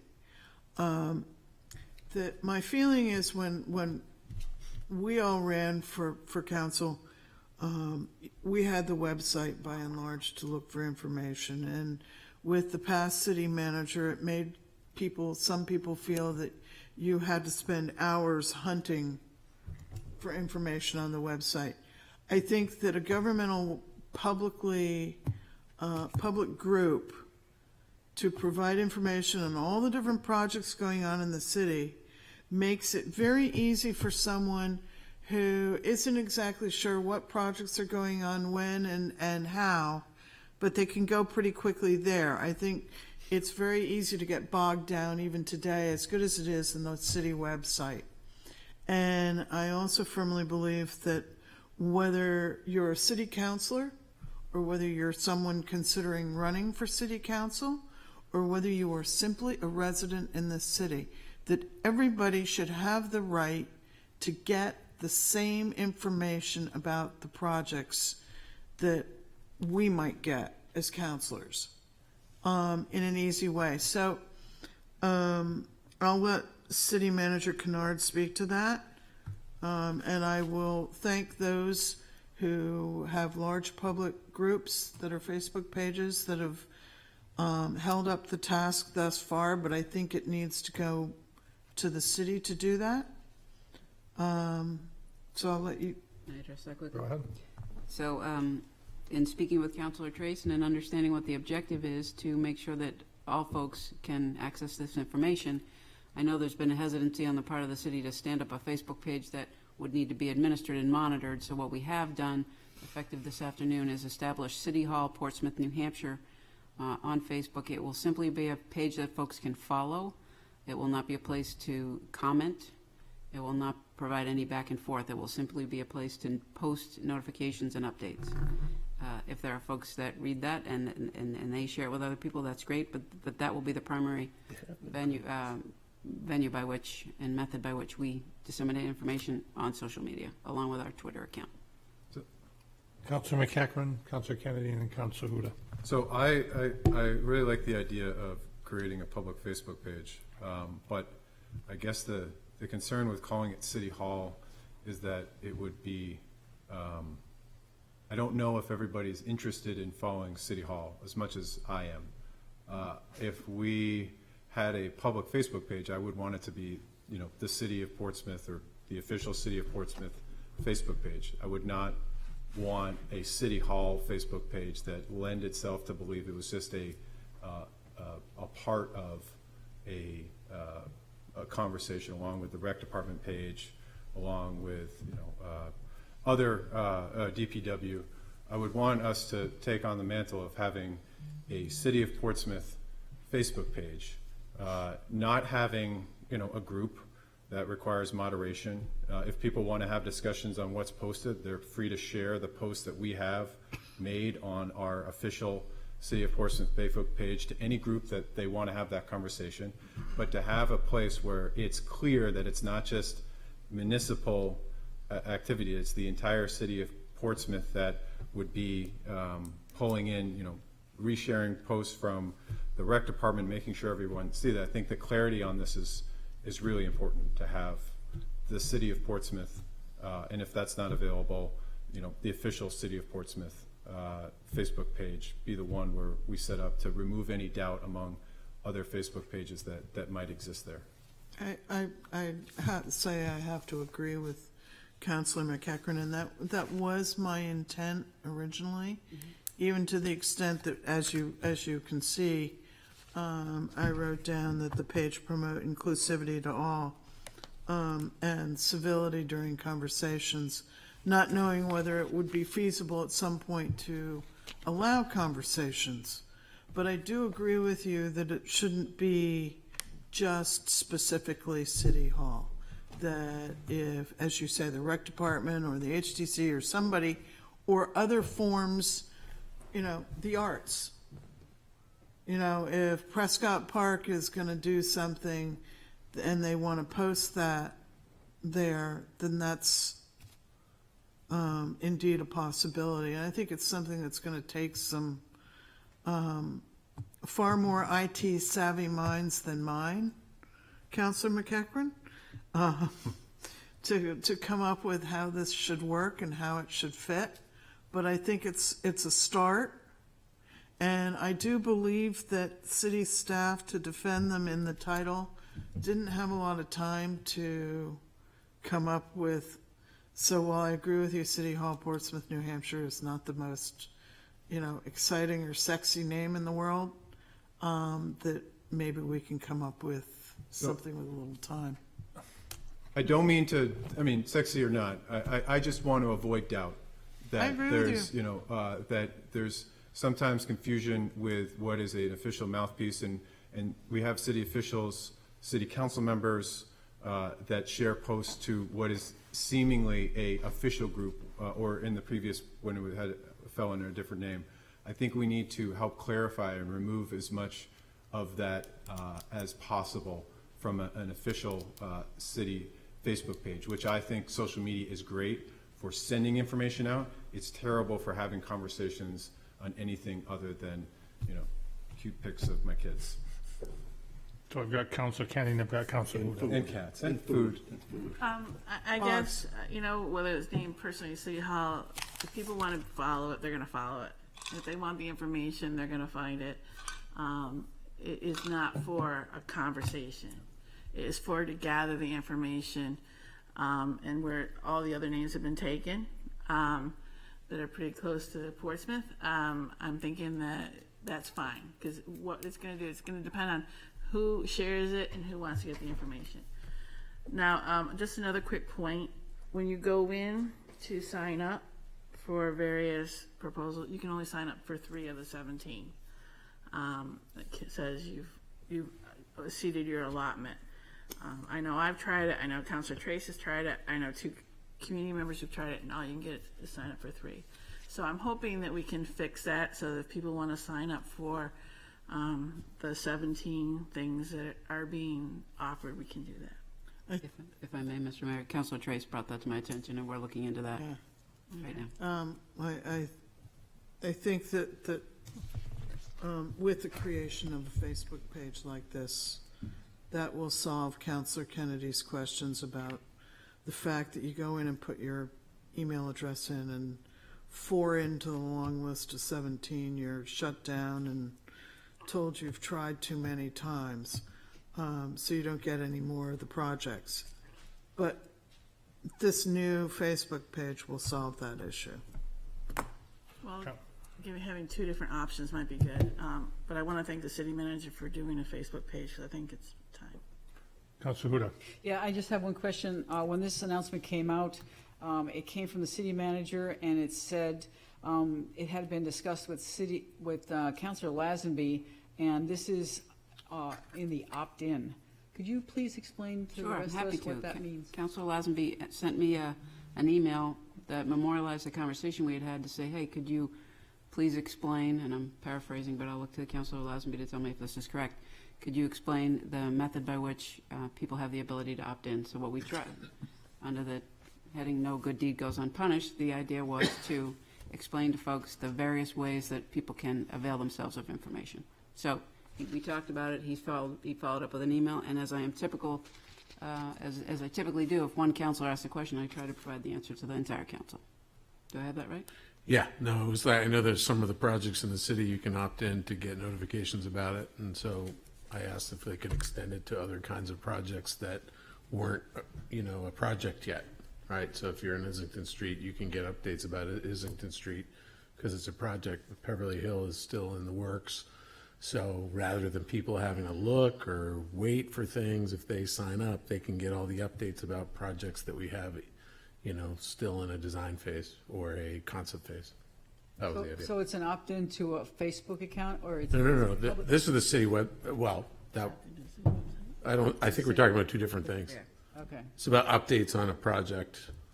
So I don't know if you I get the Islington Street one, and every week you get an update of what's going on with that. So if the city was going to do a public meeting on Beverly Hill, you would get a email that says there's a public meeting about the Beverly Hill coming.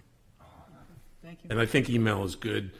Not everyone wants to do social media, and sometimes this way you can just get what you want to see, but both are complementary. Anyone else? Anyone at all? All right. We have to have a motion. Motion was seconded. We have to have a vote on this. Oh, but we do, because we've achieved it. Also, sample motion to go and have the city manager report back with the next meeting. You've gone and created the Facebook page. So if there's no motion on any of that falling through. I'm just, quite quickly, I'm not a fan of social media. It brings up the worst in people and the worst in us, and I think it will develop into other things, and I think we shouldn't be doing any of it. I wouldn't make any recommendation. I've gotten all my information for the better part of 9 years of my career, whether it be by citizen or by council. Either pack it when you're on the council, or you go out and you get the information, or you knock on doors. I don't think it necessarily, I think what it's going to do is it's going to create more confusion than anything else. City has emails, if anyone was, and the people that were here at the Beverly Hill emails, we gave everybody emails on Beverly Hill. Well, you had 3 people that came here. they didn't get those emails. I don't think that this is going to help with the confusion. I think it's going to add to it, and I think we shouldn't be touching Facebook at all as far as I'm concerned, but that's just my opinion, so. Next on there, all right, councils are all done. Approval of grants and donations. ARPA grant for the library. I know the So city moved. manager. Second. Do you have anything to say on that, or are you all? I just wanted to make sure that folks knew that this is not something the library sought out directly. The amount given to the library is representative of what every New Hampshire library received based on population. All right. Thank you. All's in favor? Aye. Opposed, abstentions? All right, then moving on to the items requiring action by the city manager. Okay, first up is a request for adoption of a resolution that would allow the city council to authorize the transfer of bond proceeds that are no longer needed for the projects for which they were initially borrowed to pay the cost of other capital projects in accordance with RSA 33:3-A, Roman numeral 2. Those projects are listed in the resolution and provided in the city manager comments and in your packet. There are 4 projects for which there are unexpended balances totaling $568,000, and we wish to reallocate those to active projects. And I would want the council to know that a 2/3 vote is required to authorize this transfer. And I have the finance director and the deputy finance director here if any questions, along with the DPW director. Your Honor, I'd move that we adopt the resolution of the transfer of bond balances as proposed. Second. We have a motion and seconded. Any comments on that? Seeing none. All's in favor? Aye. Opposed? Abstentions? All right. Thank you very much. Up next is a request that the city council establish a public hearing on each of the proposed bonding authorizations at the next council meeting, which would be August 2nd, 2021, for projects identified to begin in FY22. Those resolutions and element sheets are attached. Largely, they fall within general fund, parking fund, water fund, sewer fund. So moved. Second. Questions? Yep, go ahead, Councilor Huda. Okay, so this is a public hearing on the bonding that has already been completed? Note for which projects were approved in the CIP. So they were approved in the CIP, and then we went out and bonded. No, we're looking to go out to bond. This is new from the last bonding? This would be new bonding reflective of projects that we approved in the most recent CIP, suggesting we would go out to bond in FY22. So you create the plan on the CIP, then in order for it to initiate it, it has to come back to the council. We look at it, making a determination, and we vote on approving going out to bond. So, Go ahead. sorry. I guess I have a question, just as the presentation that we get on the next council meeting. If in that presentation, we can talk about our bond level and where we are in that compared to what we can bond for, and the percentages, that'd be great. Okay. Anyone else? All right. All those in favor? Aye. Opposed? Abstentions? Thank you. Up next would be a request to schedule a work session regarding the construction of a new police department facility. And based off of the council's feedback at the March City Council meeting at which the CIP was adopted, we're looking to schedule a work session so that we can begin the discussion regarding the new police facility that would allow the project to move forward, as well as would give council and residents ample time for discussion. And in speaking with the mayor, we're suggesting the first council meeting in September, which would be September 7th. So moved. Second. Any discussion on that? All's in favor? Aye. Opposed? Abstentions? Thank you. Up next is the approval of the 1386B collective bargaining agreement, and I should mention that labor attorney Tom Clausen is available via Zoom if anyone has questions. But this brings forth the tentative agreement reached with the local 1386B on a new one-year collective bargaining agreement, and attached is the draft version of that tentative agreement. So moved. Second. Any discussion on that? All in favor?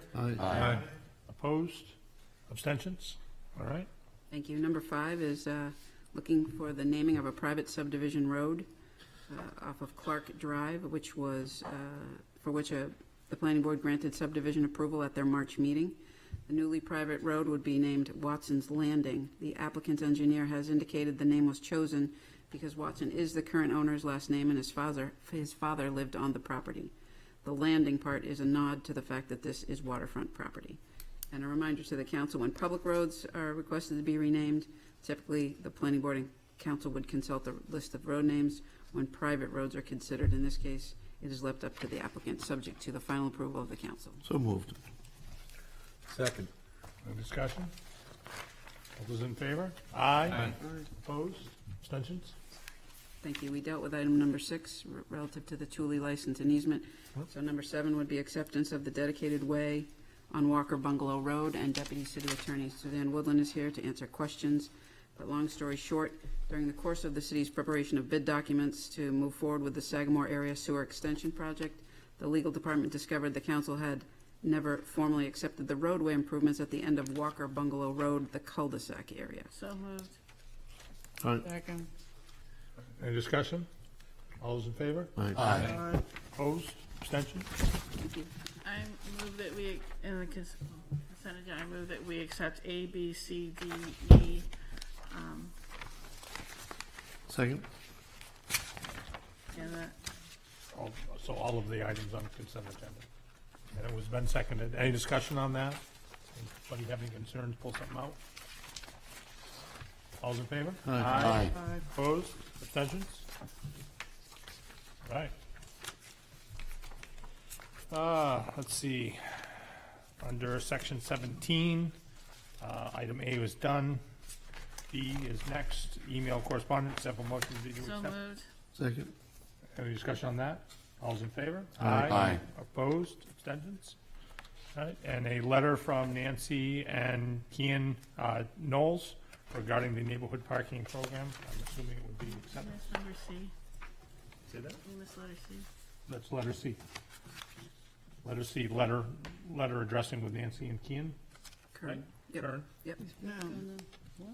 I guess I'm on the old agenda, it was different. Sorry. Okay. So just, it's a letter regarding the, so just be accept to a place on file? So moved. Second. Any discussion on that? All's in favor? Aye. Aye. Opposed? Abstentions? All right, and we're back to the city managers for items. Maybe just for point of clarification, the letter C on the first agenda that was sent out is naming the field Yeah. Russ Wilson. So I guess, is that changed or, it says letter from Carl Deemer, Recreational Board Chair, and Todd Henley, Recreational Director, requesting the city name in the new athletic field area off the campus drive, the Russ Wilson Memorial Athletic It's my Field. understanding the letter was withdrawn and may come back at a later. Okay, sorry. I put it in the That's fine. agenda. All right. So go ahead with the So- last of it. Happy to answer questions relative to the report back information brought up by Councilor McEachern on both the status of the city's housing needs assessment and the creation of a housing trust fund. As you can see from the update, we are looking to provide an update of our housing needs assessment. We are discussing the potential collaboration with the Housing Authority and/or the Rockingham Planning Commission. And with regard to the Housing Trust Fund, we do have an existing one. It just has no money in it and no dedicated source of funding, and we've provided the vote that was taken back in '09. I'll keep this brief since the hour. Do we need a vote to expend the funds in order to update the housing trust? I would say no, because we do have monies available in that amount. And then two, on the linkage fees or impact fees, when it comes to commercial or residential projects that generate new jobs, are there any, I guess, restrictions from a legal standpoint on that, Bob? And I can put that question in an email as well, given the late hour, but I'd want to know what restrictions the state of New Hampshire places on us putting impact fees to raise money for affordable housing trusts. I did believe that there will be restrictions on the manner that money can be held and spent. There's no general grant of authority right now for a municipality to, say, for example, own affordable housing. Okay.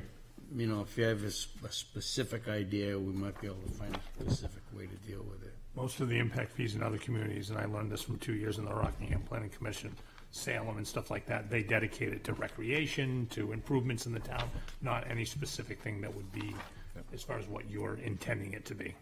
Yep, all right, but appreciate to know that we have one.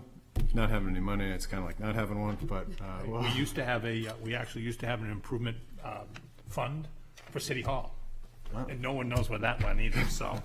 An improvement fund for. We actually had an improvement fund that was actually, when we took this building over, actually talked to a couple previous councilors, it was about $500,000. And probably used, but it was never funded back in again, that we put the money away for a later date, so. It does happen from time to time. All right, anybody else have any? Yes? Yeah, just to Mr. Mayor. elaborate on the good Councilor McCachran's request about the workforce housing, would it be useful, I'm asking this of you, Mr. Mayor and City Manager, to meet sometime, perhaps in October, November, with Craig Welch of the Portsmouth Housing Authority? I met with him a few weeks ago for an hour and a half. He's an encyclopedia full of housing ideas, and maybe the Portsmouth Housing Authority members to talk about housing, affordable housing, as well as supported housing and workforce housing. Give that some thought. Yep. Will do. Anybody Item, else? item, oh, I'm sorry. No? Do we need to take any action on Keno? We should briefly talk about Lincoln Avenue, though. Just wanted to call to your attention that the property owner for 635 Lincoln has withdrawn the request for an unmerger. Do we need to take any action on Keno that we haven't taken yet? Putting the referendum to Well, that's for you. the ballot? Who's looking at it? Oh, I'm sorry, I was, Keno? And is there any action that needs to be done with the Keno? Does the council need to take a vote? Do we need to, you need something from us moving it forward from here? is to place it on the ballot. Yep. yes, Your Honor, council has to vote to place the question on the official ballot. The question that you have to vote to place on the ballot is in the memorandum. So moved. And then what becomes very tricky is the scheduling of a public hearing, which in a statute, it's really set up for towns, not cities. Yep. And the last time around, I think we determined it was probably going to be necessary to hold a special city council meeting just before the election in order to meet the timeline required by statute. So moved with authority for the good mayor to schedule a public hearing as needed and decided by the city attorney. Second. Any discussion on that? All right, all those in favor? Aye. Aye. Opposed, abstentions? All right. So anything with item 4? I think we've dealt with item 4. Taking care of that? And the dual poll settlement? I'd like to just speak on the dual poll settlement briefly. I'm really excited. Well, share the update now. Go ahead. I'll cut to the chase. The update is that the settlement agreement would require Consolidated to resolve over a 3-year period outstanding double polls within the city of Portsmouth and the other Seacoast communities that fought to make this happen. So just that when I read this in the agenda, it was warmed my heart a little bit. I can't remember how many times my father would complain about the dual polls. Walking down, a lot of people saw him walking, but he would always point out, we got to get these, we got to get rid of these. So I don't know if he was given any advice from beyond there on the legal settlement, but I'm appreciative that we're going to get this done. You may like to know that he and I sponsored legislation together at his suggestion to eliminate them statewide. They didn't go too far. The lobby of the power company. I have 2 miscellaneous items. If I may, I'd just like to thank Deputy City Attorney Suzanne Woodland for her hard work with that. Very good. Go ahead. Very quickly, 1 sentence, the 2 items passed on to the good city manager about a week or so ago. I sent a picture of a rainbow, a crosswalk. I think there's been additional discussion on that concept. I'd like to know, not tonight, but if you can get a report from Public Works as to how that may be implemented, if it should be in Portsmouth. I know there are painting concerns to do, It seems to me Rainbow would also make more clear where people are supposed to stop for walkers. And secondly, if you could assemble, if there is a possibility that you can assemble a list of the available properties along the North Mill Pond that the city of Portsmouth could consider purchasing so that we can prevent additional development among other parts of the North Mill Pond. If you had a similar list so that we can take a look at that and consider the possibilities. I know Bartlett Street's probably gone by the way board, 105 Bartlett, but maybe we can do something else. Thank you. And I know Council Lazenby had one, and then Councilor Kennedy, so go ahead, Council Lazenby. Thank you, Mayor. This is regarding the PFAS health study lawn signs. Back in April, we approved allowing them on city property and that they could be on private property also. We granted a 3-month approval, which runs out next week. The couple of the different PFAS-related groups in the city have asked that we extend it. They saw a significant uptick in people signing up for the health study and interest. It's not the only effort, but it was definitely one of the notable efforts. So they would really like to extend the approval for those. So my motion would be to extend the April 19th approval for the PFAS health study lawn signs for 2 more months till September 19th. Can I get a second? I'll just. Second. And I just have a quick question. Sure. I have one of those signs, but I thought it was over because I saw other signs come down. Do we know the time, what the end time, like when can you not sign up any longer? So right now, the study's approved through the end of the year, but they're continuing to secure all the funding details for that study to continue much beyond that. And they expect it to. What I suggested to Andrea Amico was September 19th would be about the time we'll start to see a flood of campaign signs that would wipe out the effectiveness. So it'd be probably smart to at least wait till the election's over if they wanted to go after that. So that was why the 2-month. Okay, everyone okay with that?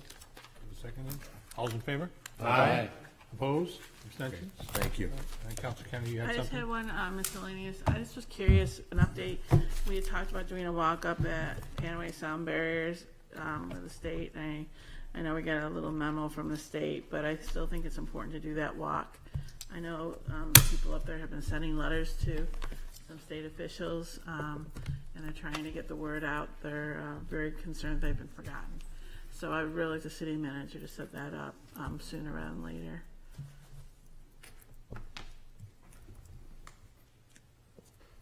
Anybody else? All right, if not, I'd be looking for a motion to adjourn. So moved. Second. All right, any discussion on that? Aye. All right, all those in favor? Aye. Opposed? Abstentions? All right, thank you. Thank you very much, everybody. Yep. Have a good night.